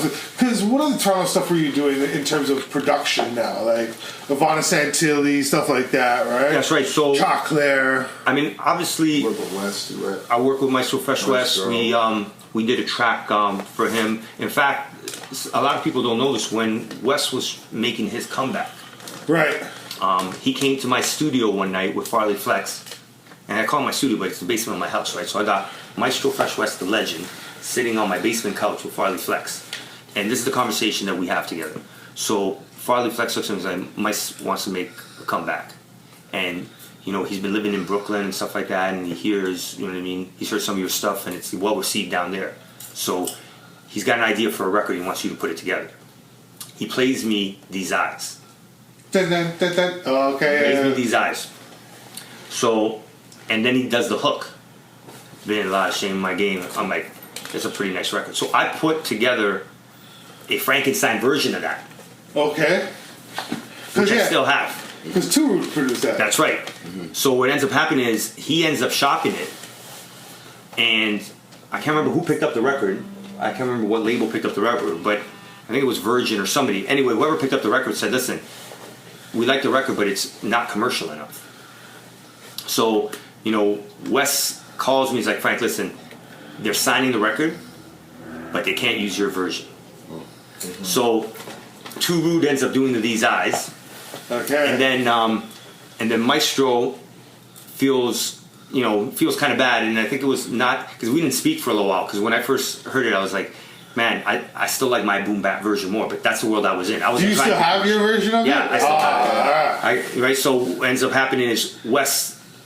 I gotta say, he did the honorable thing. He comes back to me and he's like, "Listen, Frank, even though we can't do that song, I still want you on the album." Okay. And we end up doing a song. I mean, so like Wes was always a stand up. When I rap. Yeah. That's right.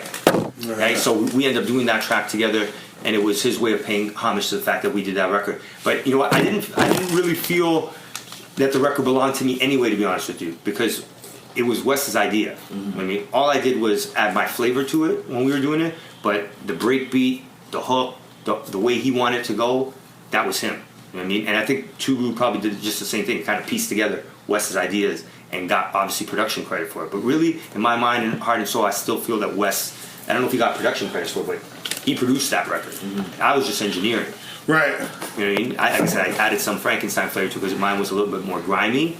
And when Farley came to me, that's what I thought they wanted. You know what I mean? Because I probably could have done a more splashy commercial version, but it wasn't the Frankenstein sound. So Wes was like, "Yo, I want some of that street stuff." And that's the way we did it. Okay. And this kind of leads into other stories that probably not too many people know. Thrust and I think at the time, remember we were working on a Mad Fiber album? Yep. So what people know as Rap Essentials, the first one, Yes. almost every track on that album was supposed to be for Mad Fiber, an album that Dave, myself, and Thrust were trying to put together, which was all the artists in the city that we were mixing for, whether it was YOK's track, I can't remember everyone that was on it, but 90%. It was crazy. Wait, there was a 90% of that Mad Fiber 12-inch It was a though. cassette that was going on. I still have It was a cassette, but Mad Fiber was supposed to be the Toronto Few album. people had it. It was a Toronto album. Right. It came out, but we had it all formulated, recorded. And what ended up happening, Rap Essentials ended up doing that record just because at the time we couldn't offer the cats upfront money. And I think it kind of word got out that, Ivan and Beat Factory were putting out together an album and were willing to pay cats. So a lot of the tracks that we had designated for Mad Fiber, because we had mixed more than half of them, Right. end up on that album. After we They were signing checks here, track. You know what I mean? That's what happened to that. So, Frankie and Derek, I mixed that stuff for them. Wow. Monolith, you know what I mean? Deer Hip Hop. Trying to remember what else was on that album. Just probably, like I said, 50% of it was mixed by me. Red Life, who's talking weight, but that's a remix that's on that album. But they mixed it in my studio. Right. And they did the other half. So there's like, I think the Rascals were the only group on that album, and maybe Infinite, that Day and I didn't touch. Everybody else on that album, either myself or him, had mixed it. Right. And I don't know if we ever even to this day got credit for it, but it's just the way it was back then. That's how it was. Right. You guys were the guys recording it, right? Well, to be honest, Day and I were never looking for engineering credits because we saw ourselves as artists, producers anyway, right? So it wasn't like, hey, I need engineering credits on that. We just took it at, hey, listen, we're putting out a sound, the who's who know what we do. Right. That's all that mattered to us. You know what I mean? The respect of the who's who was good enough for me. Well, it's funny because we were talking about it, right? Like we were talking about you recorded all the Red Life stuff. That's right, all the Red Light stuff. And we're talking about like Red Life action and Remy, not That's right. action and Kryptonite. You know That's what I right. mean? The first time Kwame brings this group to me, you got Red Life, you know what I mean, and Action had some energy. Remy was like ridiculous, you know what I mean, the dude. Word. You know what I mean? Yeah. So we had, I still got all their tracks, by the way. So Word. they're sitting in my vault tapes that I got to share with you, because I was saying to you earlier too, it's a shame that some people haven't heard even the evolution of Red Life. Yeah. What they sounded like, and then Who's Talking Weight and all the rest of this. I mean, again, And then Kryptonite comes in because Action decides he doesn't want to rap anymore. That's right. And then boom, boom, right? And then that's Exodus. Exactly. The Black Employed ends up doing those records. And this is, a conversation we were having at that time. Kwame and I honestly talked about releasing that stuff under knowledge itself. DJ Kano. DJ Kano. DJ Kano, yeah. That's right. Got to give him some love. Like Kano, Kano's again one of those mentorship guys around the hip hop scene. Meaning, like he was real good at putting a lot of people together. You know what I mean? And moving the pawn, the pieces. You know what I mean? Like the way Thruster. So he wasn't looking at repping a block. He was looking at repping Toronto. You know what I mean? And just seeing like what would work, what would fit. I mean, and he's still instrumental, I think, in you know what I mean, in his world. But he was the first one to bring a lot of Rexdale cats through my place. So Kwame was almost like the A&R for Rexdale, as far as I can tell. You know what I mean? For me, you know what I mean? Yeah. Obviously, there are going to be other guys that might take a little bit of credit, but Kano was like Rexdale A&R. If you're into hip hop, he was like the gatekeeper for hip hop. Yeah, of exactly. course. You know what I mean? Of If you're on the outside trying to come in, of course, you had to go through that little Like no one from Rexdale came to my studio without Kano's approval. I think even with the Rexdale, Right. he kept Rexdale, like when Kwame was here, when Kano was here, it just felt like Rexdale, everybody was all together, man. I don't know what it was about his energy, but when he was around, he just kept everybody together. He was such a positive guy. Yeah, man. he kept all the acts working, everybody together. And he's all, you know what? I've always said this. He kept everyone in check. If you know him, he's always been good at whatever he does, whether it was BMXing, dancing, the art, the making beats, the DJing. Like he's always been good at what he does, man. Yeah? Naturally gifted dude, right? Yeah. His chemistry was very similar to our collective energy. You know what I mean? So it wasn't, a coincidence. I don't think that. So you have tracks that you produced for Red Life. That's right. Yeah. That no one's ever heard. Right. See, it's like, crazy. Like nutty stuff.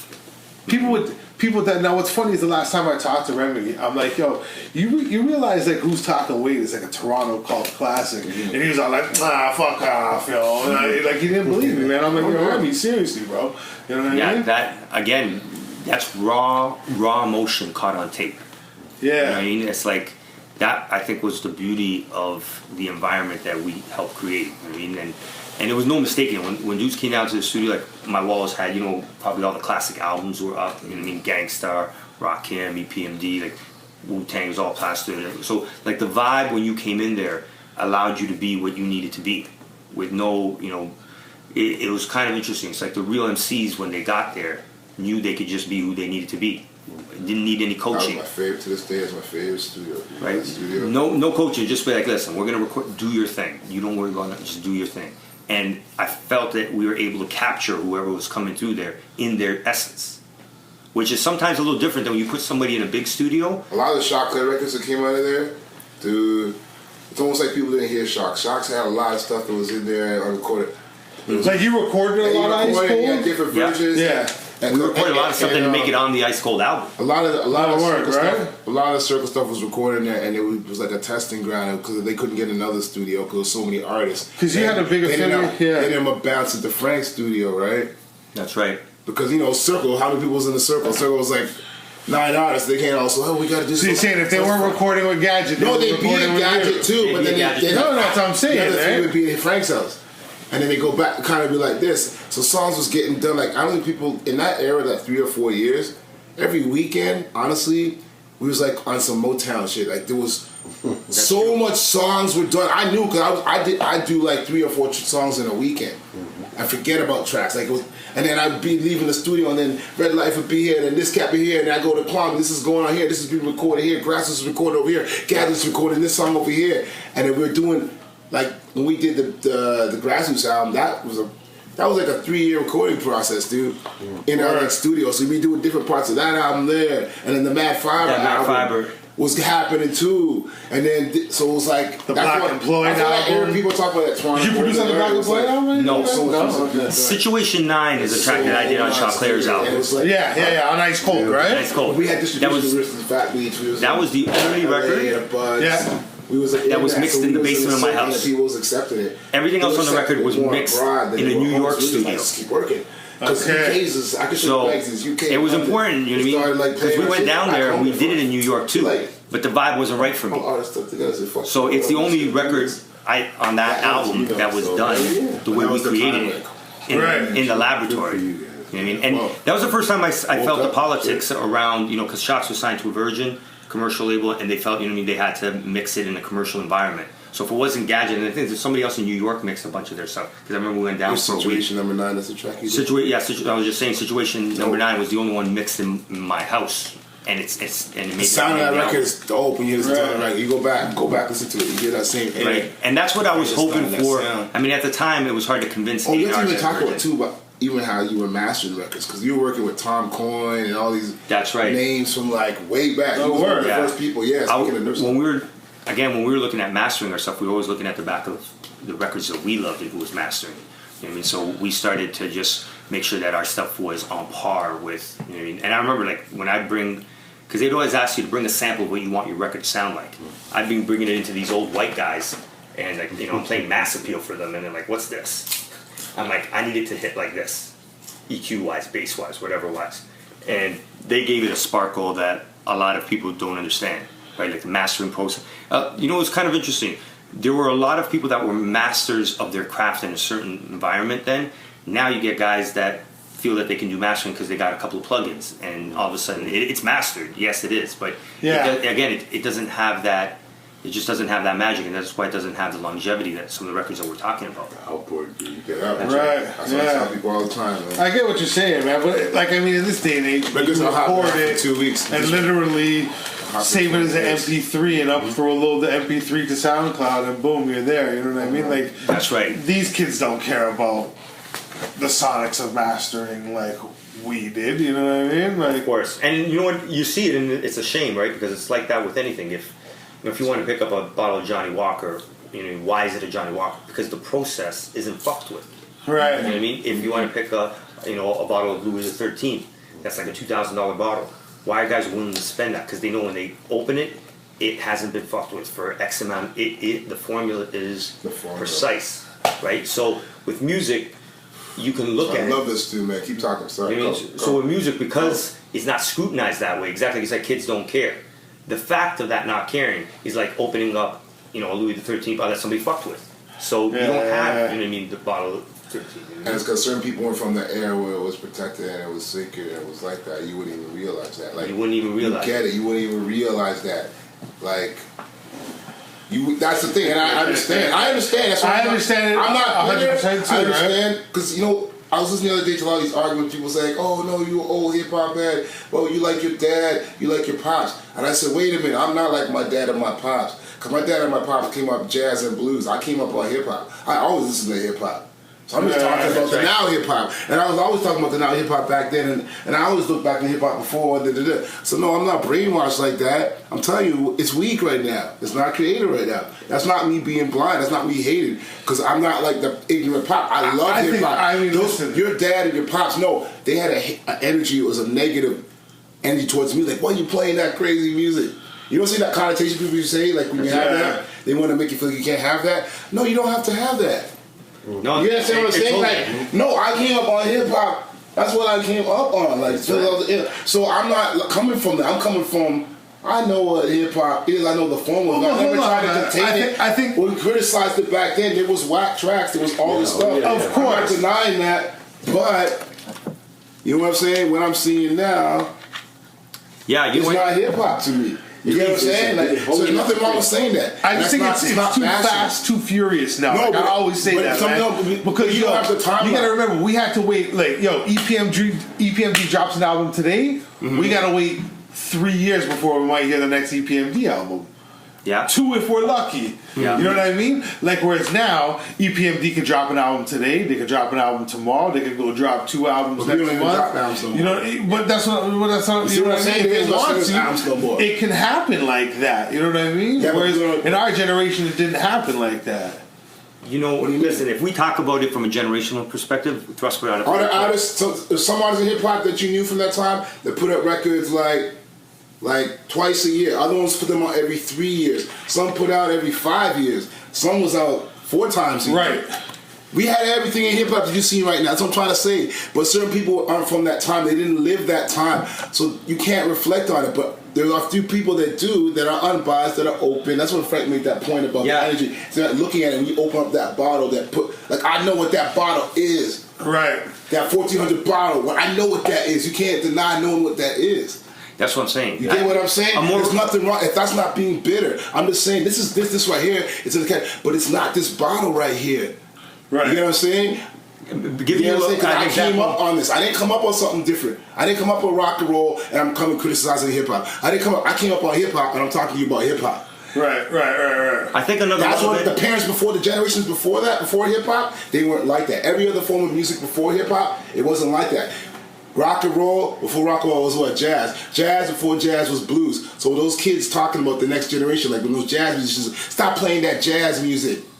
Why you playing that jazz music, right? Yeah, why you playing that rock and roll? Right? Why you playing that hip hop? Right? Yeah. It was my mom before me that was saying, why you playing that hip hop? Sure, of course. But me, I'm not going to say, why you playing that hip hop and hip hop's hitting. I came up on hip hop, so I love hip hop. You know what I mean? That's what I'm saying. I want hip hop. Generationally speaking, you got cats that didn't contribute to a new genre of something. That is what we're kind of saying as well, right? The 60s had a movement, 70s had a movement, the 90s had a movement. So each movement looks back at the other and says, hey, what did I pick up? What did I not create? Mm-hmm. A lot of these new cats haven't done that. And the reason why I look at it that way, and just like Thrust said, not from a bitter perspective. If you take this analogy, if you know that a roast beef needs to cook for 45 minutes and it tastes a certain way because you're following the recipes, but all of a sudden I take that roast beef and I throw it in the microwave and get done, it can be cooked in 20 seconds, let's say. When you taste a roast beef out of the microwave, it does not taste like one that comes off of the oven for 45 minutes. It just doesn't. Right. It's cooked. Right. And now if you haven't eaten in a week, it'll still taste good to you. But it is not the same thing. And what if you never even tasted when it was cooked for 3 hours, and you talking to like the one you took out of the microwave is the dope? All you ever had. That's what I'm talking about. All you got served was the microwave version, dude. That's what I'm saying. You never got the slow cooked ribs that when you almost want to bite your finger when you bite into the ribs. You got the other version. It's not a thing. It's not a diss. It's just the reality of the environment and where things are at in the world, how it's spinning. The main thing is process matters in everything. Right, process in which you achieve. So if the process isn't scrutinized and the process isn't, as authentic as it can be, or however they're making what they're making, then the result is limited by its process. Yes. It just is with everything. Yes. You know what I mean? That's a separate hip hop from everything else because it was highly scrutinized. It was highly it was high, like you said. It was high. That made it so like drawn, so interesting, so like every track you know the word. You know what I'm saying? 7 holes in my face as I look out the window, looking left to right as the wind blow. That's some rock here shit. Yeah. I still pull that back out of the file, like boom. You know what I'm saying? Yeah. So it's like it was so like wow. So that's what I'm saying. So when that's like pulling that out of that, you're still trying to call it what it is. Like the refinement process matters, right? I guess that's what we're kind of saying. It's like the more you refine and something, that's from coast to coast. exactly. Even the West Coast wasn't banned like that. The South wasn't banned before. Like, you know what I mean? Look at that era, man. It's life in general. What's that now, energy of that? It's crazy. Like, That's no, so and it weird. has to evolve. Like I said, it's just a natural thing. So the right? fact It's that just- they don't, so let's say the new heads don't see it, Right. These kids, man, and look at it as a negative connotation that, hey, listen, we're not, we're like the old guys. It's almost like saying, hey, well, you're not willing to learn how to refine something. So you're walking around with gold that's dirty, let's say, you know what I mean? It's like, you can refine it.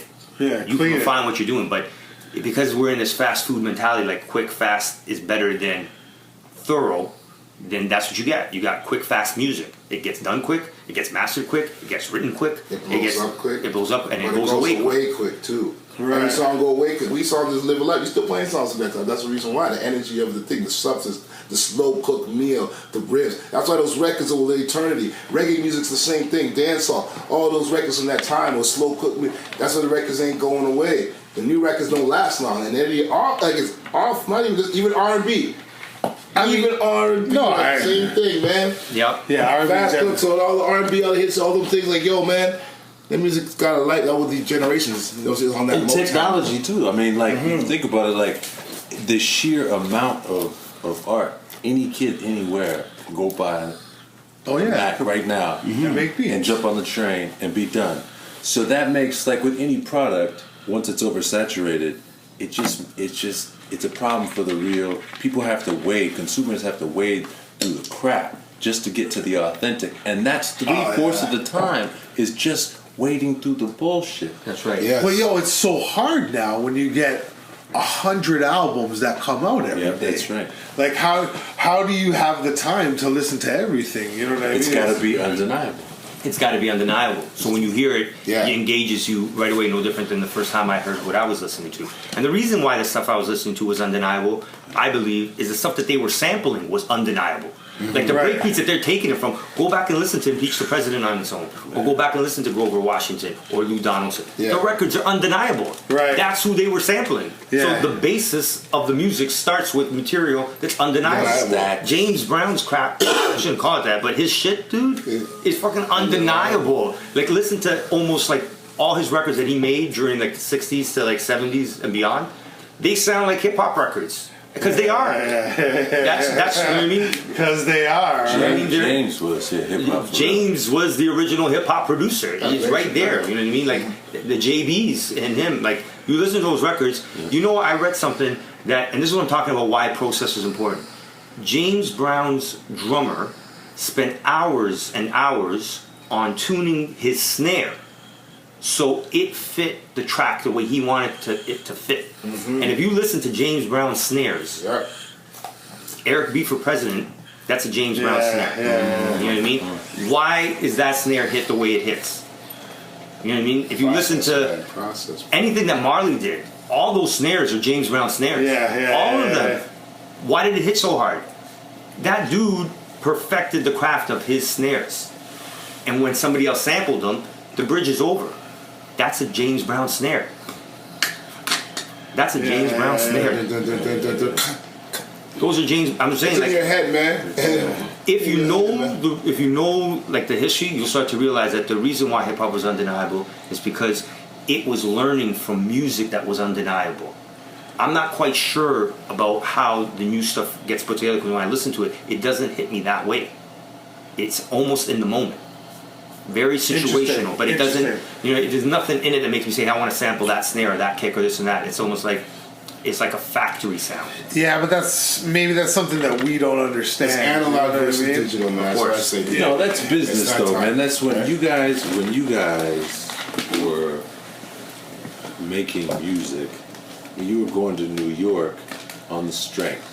So it was no different. I didn't think I was going to be in the NBA necessarily when I was playing ball in Oakland and Richmond, but I played with my heart. I gave it everything I got.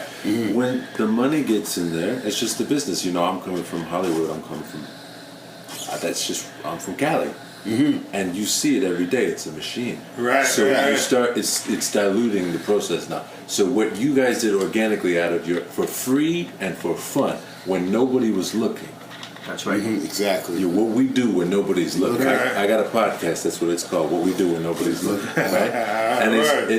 And we look when you want to know what your passion is and your heart is. You pay attention to the things you do when nobody's looking. Now everybody's looking. And there's paper.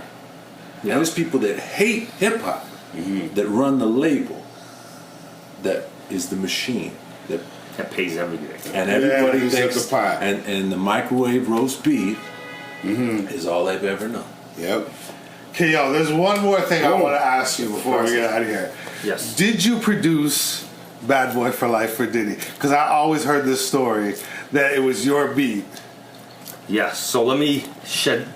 You know how there's like his story, her story, and then the truth lies somewhere in the middle? Yes, okay. Tonight, call me Paul Pierce. I'm the truth. Okay. Let's see. I know the story though. So, I was signed to a publishing deal, as we spoke about earlier, to EMI in London, England. The Okay. head of A&R at that time was this dude named Thad. And he was shopping my beats. He was always shopping my beats.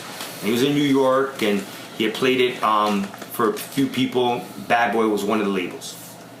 And the beat basically had the hook at the beginning of the song. That's the way I did all my beat tapes back then in order to try and the hook was, it's Frankie and no doubt, check it out. Not much different than P. Diddy's version. Right, we ain't going. I mean, so what ended up happening is one day I'm sitting in Choclair's studio downtown off Adelaide, and Bishop The greenhouse. comes in and is like, Frank, you got to hear this. Because that Frankie Anno track was supposed to be for Choclair. We're going to change it's Frankie Anno to it's the Chiznot, no doubt. Check it out. Anyway, before we get a chance to put it out, it's right there sitting on Bad Boy's, you know what I mean, record, and it's playing everywhere. And I'm like, what the fuck's going on? That song was huge too. Still, So I call up. Now, just to be crystal clear about it, they didn't sample my joint. It's not like they lifted the beat identically. They recreated it with their own sound, their own kick, their own snare, their own. But the melodicness and the flow of the beat was undeniable where they got it from when you listen to it. So when I called Thad that same evening, Yo, man. I was like, "Yo, what happened here? Maybe we should get a lawyer, this and that." The only person in my camp that showed resistance to it was him. So Thad's like, "Nah, it doesn't really sound that similar to me."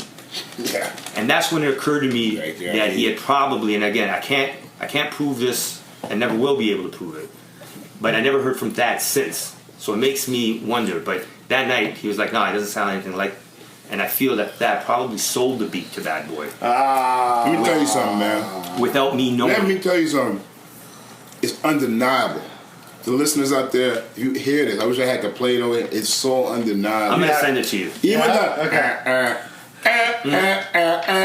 Yeah, it's So yours just was like a the sample same. yeah? No, it's the exact Same. same. They just replayed it with their own. change. It's exactly the same. I know I heard it, I was like, yo, get the lawyer right now. You pay, you got him. But you know, it's industry rule crazy. number 4080. Again, the business. Record a couple of people shady. I'd always heard that story, man. So I didn't know if it watch was, your back. if it was true or not. Because you know they smoke crack. I gotta don't tell you- doubt it. You gotta finish. Look at how they act. That's right. That was it right in the life. No, that's when those songs you breathe and live in hip hop. That was like right in that, man. Oof, I gotta tell you, crazy, I man. was It crazy. disappointed more than any other point of like in my musical career at that point.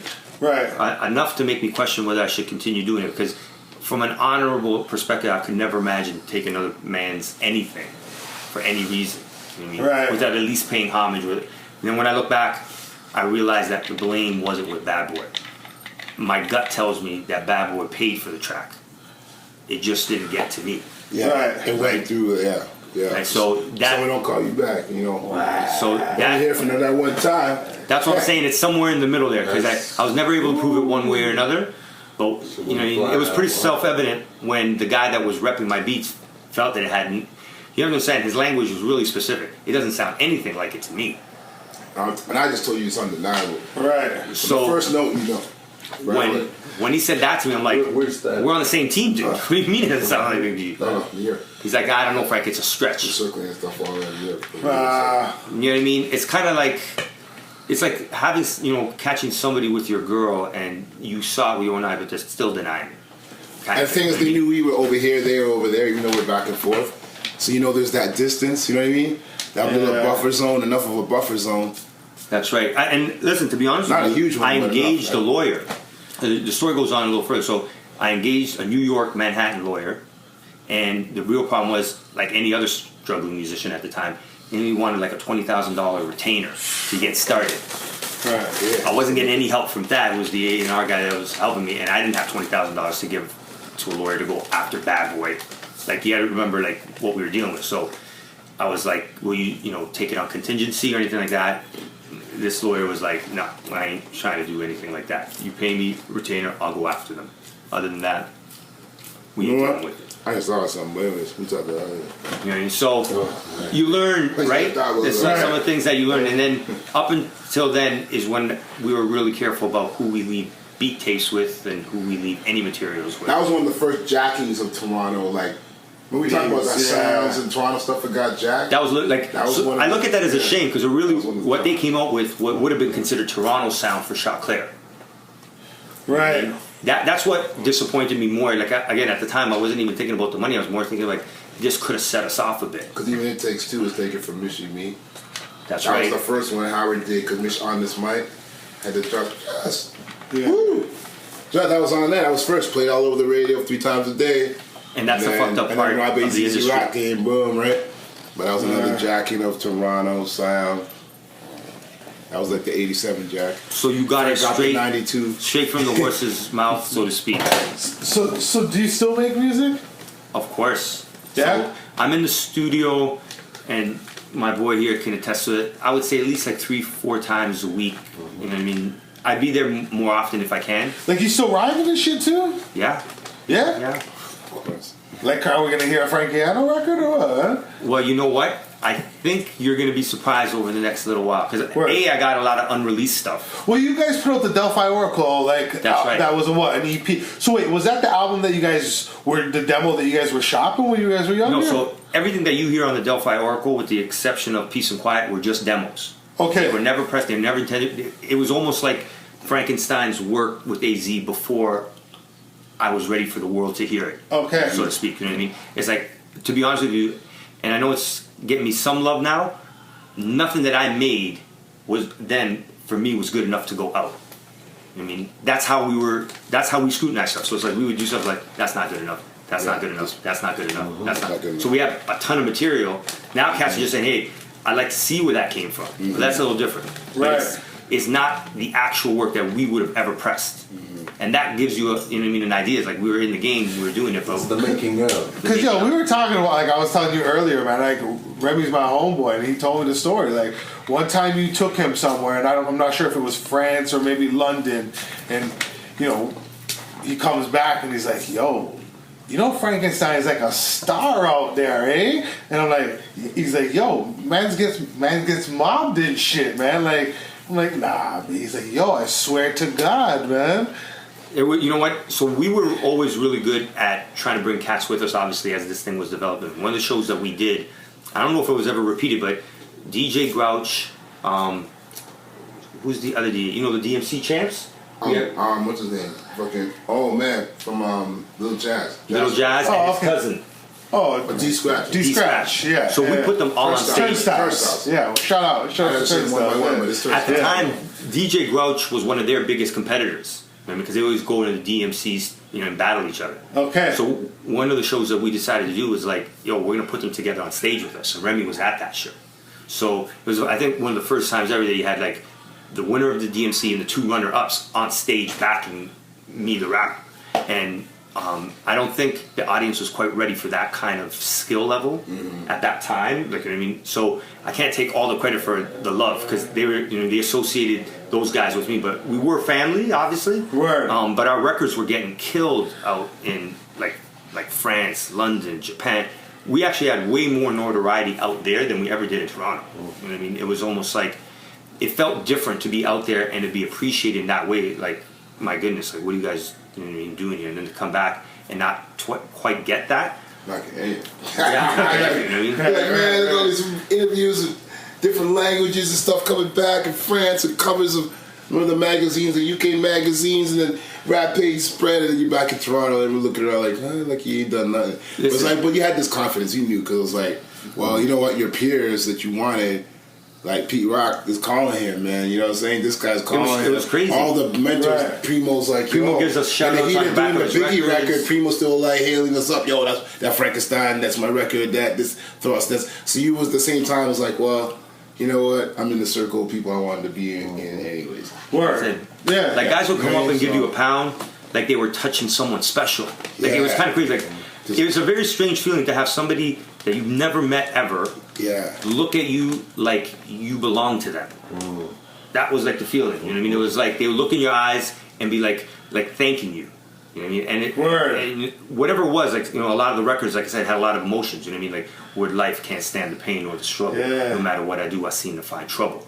A lot of times that speaks to a lot of people. You know what I mean? So the records we were making were, you know, affecting them subliminally, you know what I mean, on a way that they would connect and be like, I'm where you were at. You know where you were at in that verse? I was there. Yeah. You know what I mean? That's when you connect with your audience in a way that's magical. It's funny, you know what? Because there was this, I don't know, it was a BBC show. It was about music or whatever, like the whole series, but there was one about production. And the guy was saying, like, music that makes people feel, like, music that evokes an emotion is always the shit that's like, you know, your Adele's and your Amy right. Winehouses and shit like that, right? Like, and that's funny because the Frankenstein I always felt made you, even like UV and feel it, shit, yeah, you man. feel Like, it. there's joints off of there that, Spark you know, the intellect. spark the intellect, yeah. Right? The vibe off that record. That Oh, I don't know what it is. I can't even put my hand. that's how that it record was. drives me crazy, dude. That record's like, this is crazy. And to this day, that's how we do what we've always done. So I guess even when Thrust and I get together and we do stuff together, and I think that's why we're compelled by one another. If it doesn't give you a feeling, if it doesn't give you an emotion, you walk Yeah. away from it like with something, then why create it? You know what I mean? Right. Put it in the trash, man, as far as I'm concerned. That's where That's my line. Refinement. If I'm not feeling it, I don't care where it's out there. If I'm not feeling it, Oh, yeah. it's in the trash. I didn't want to even hear it. Right. I didn't want. Don't even play it. My girl know that. My kid, my daughter, my mom, my aunt. Like, I'm just like that in life. My movies, everything. That's my hip hop. Right. It's like high standard K's like that. We out there like, yo, man, we just don't want it like that. that's I can't accept mediocrity, and that's why I say people accepting what's mediocre. Oh, what's kind of? I don't want. Why does it have to be kind of? No. Give me the joint or don't give me nothing. I'll take silence. It's crazy. I don't need to hear. Then I wouldn't listen to music for 3 years. If it was crap, no good music, I just wouldn't listen to music for 3 years. I listen to talk radio. I do some other stuff. That's why I'm in my car too. No good music around in my car. I'm listening to 3 hours of talk radio. That's right. Then I get my new fresh new music. I'm back to my fresh new music. I can't accept ordinary. 'Cause that's hip hop. To me, you ain't. My energy. People say this shit. On hip hop shit. That's why I look and say, dude, I can't accept being ordinary. How do you accept being ordinary? To me, the energy of hip hop is not being it's being extraordinary. Being no matter what the area, and you see the extraordinariness and that coolness. That's the coolness of it. That whether you're a DJ, rapper, whether you don't even have to do the music, you can see that aura of that person. Like, Yeah, wow, that's that's an extraordinary dude, man. You know what I mean? Like that's what being cool is to me. imagine I agree. Not being like Like everybody else. Well said. these new cats coming out. Let's just sit for a second and say, imagine they took that process one step further. What they're doing, it's good. It's selling a lot of records, but can you imagine what they could do with it if they refined it just a bit more, and not Right. settle for like, hey, you know what? This was a program. You know what I mean? On my Fruity Loops, and I just jazzed it up. And Well, okay. Well, you still make music. You still make beats and stuff too. I still make beats. What are you using these days? SP 1200. Still. Still, I got MPC 3000, MPC 4000. I still use the EPS 16 Plus. I got a bunch of synthesizers like the Moog. So you don't use like any computer programs or nothing? You know what's crazy? I got the latest Logic. Okay. And I use Logic the way you would use a reel-to-reel, a tape machine. Yes. Okay. So it's just a tape machine for me. That's it. So I play stuff live into the computer. Right. So it's like, you know, the beats get banged out live. No quantizing. As much. I almost eliminate the computer's involvement in the process. Yeah, no quantizing, just to repeat what he said. Yeah. As little as about possible. You know what I mean? Like just raw into just the way we did it back in the We always day. do it, You right? still sampling and all that? Yeah. Still do that shit, sampling. right? Yeah. Yeah. Still sampling. I sample my own stuff, meaning like I'll play stuff Right. and then sample it through again, this comes down to the process. You know what I mean? Dudes don't know how to layer kicks. You know what I mean? Like 808s with this, or layer snares, or you know what I mean? The essence of the computer's involvement in the interaction of it is as limited as possible, because that's where I feel it starts to mess with the vibe of it. Right. And sonically, especially. You know what I mean? So you got to figure, when a computer is capturing whatever it's capturing it in the digital domain. Right, analog to digital converters, right? So you got those conversion steps, right? And we know that CDs, let's say, for example, MP3s are not even as clear as MP3s. Excuse me. Yeah. Right? So, not to be over scientific, but a CD is sampling a sound at 44,000 times per second. So it's like taking a pixelated snapshot of sound. Yeah. Right? Tape is infinite. So what you're getting is a pixelated sound when you're listening to digital. The same. Yeah, 100%. Yeah. So tape, the reason why it sounds the way it does is what goes to tape is sounds that you can't even hear. Mm-hmm. The digital spectrum doesn't capture anything below 20 hertz and anything above, but you feel it.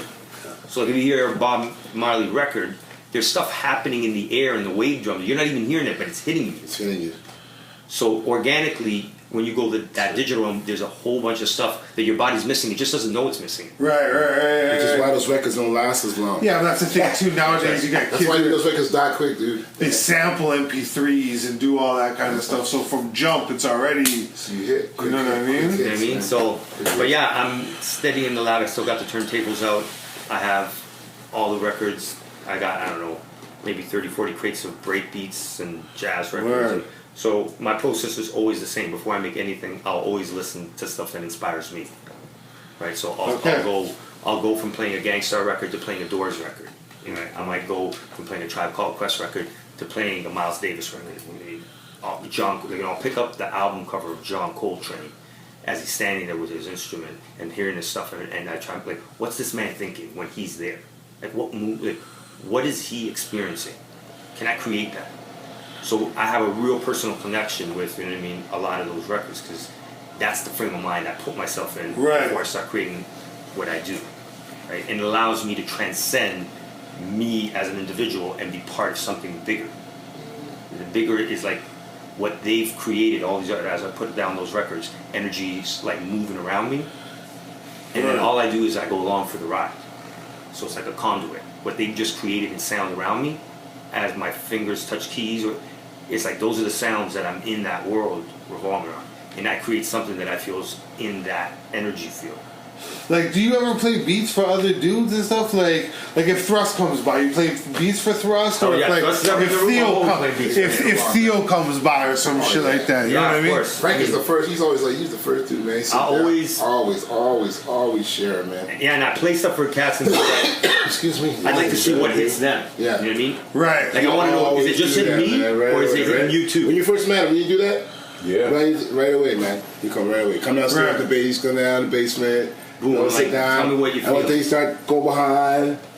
He loves it because We're gonna get new music, so that's dope, He's man. He's sharing, man. All right, yo. Anything else that you on Instagram? You on the social media shit? You know? You know what? I'm only on Facebook, to be honest with you. But I am kind of thinking, along with some of my boys, to get relevant and current. Right. So, right. A big part of the reason why I haven't been there is I haven't felt a necessity in the sense, because I haven't been using music as a way to get known or to get my stuff out there. Right. So I can't say, and actually I can't remember who I was speaking to, whether it was Logic or a few other cats have said this to me, and I'm in agreement with them. I make music for myself, that's true, but it's a bit of a selfish way to look at it. In essence, when you have what you create, sharing is a big part of music. You know what I mean? And I feel that I haven't been good in the sharing department over the last X amount of years. So when I started off as sharing and letting the world know what I'm about, I end up kind of being a hermit around it, just being like, I'm going to do it, I'm doing it for me. Not for an A&R, not for selling records, not for anything. And it occurred to me that in 2017, because of the technology, ironically enough, I can do it that way still. Right. And just find the same people that share the same passions I do around it. And it doesn't have to be tied into a lot of the negative stuff that goes along with all that stuff. So they kind of broadened my scope of it and being like, it can be whatever you want it to be. It doesn't have to be locked in a box.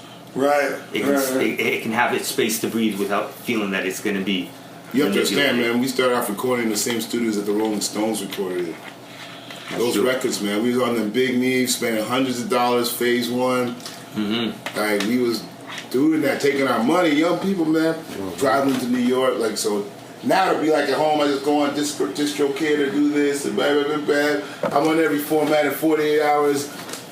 Turn on my Mac. I can do all this stuff without. It's wild. Like we have to pay. It's inspiring. So that's why I think a lot of people will be coming out. Like, yo, man, I got all this stuff. Cause people been sitting on mad stuff, just like.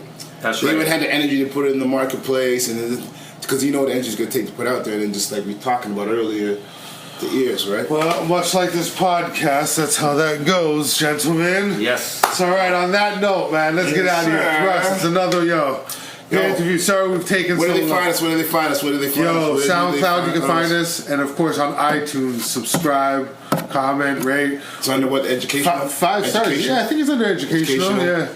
So Rate us, man. Remember to rate us, man. Appreciate the love. Yo, we got people calling. Yo, I'm gonna say no names, but like calls from Australia to like NYC. People loving the podcast, international, home ground. Yeah, I've gotten a lot of Thank good you for the feedback energy, too, people, man.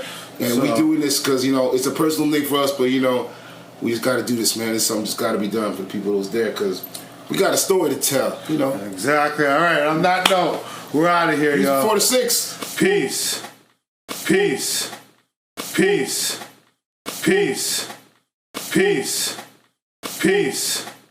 Peace. Peace.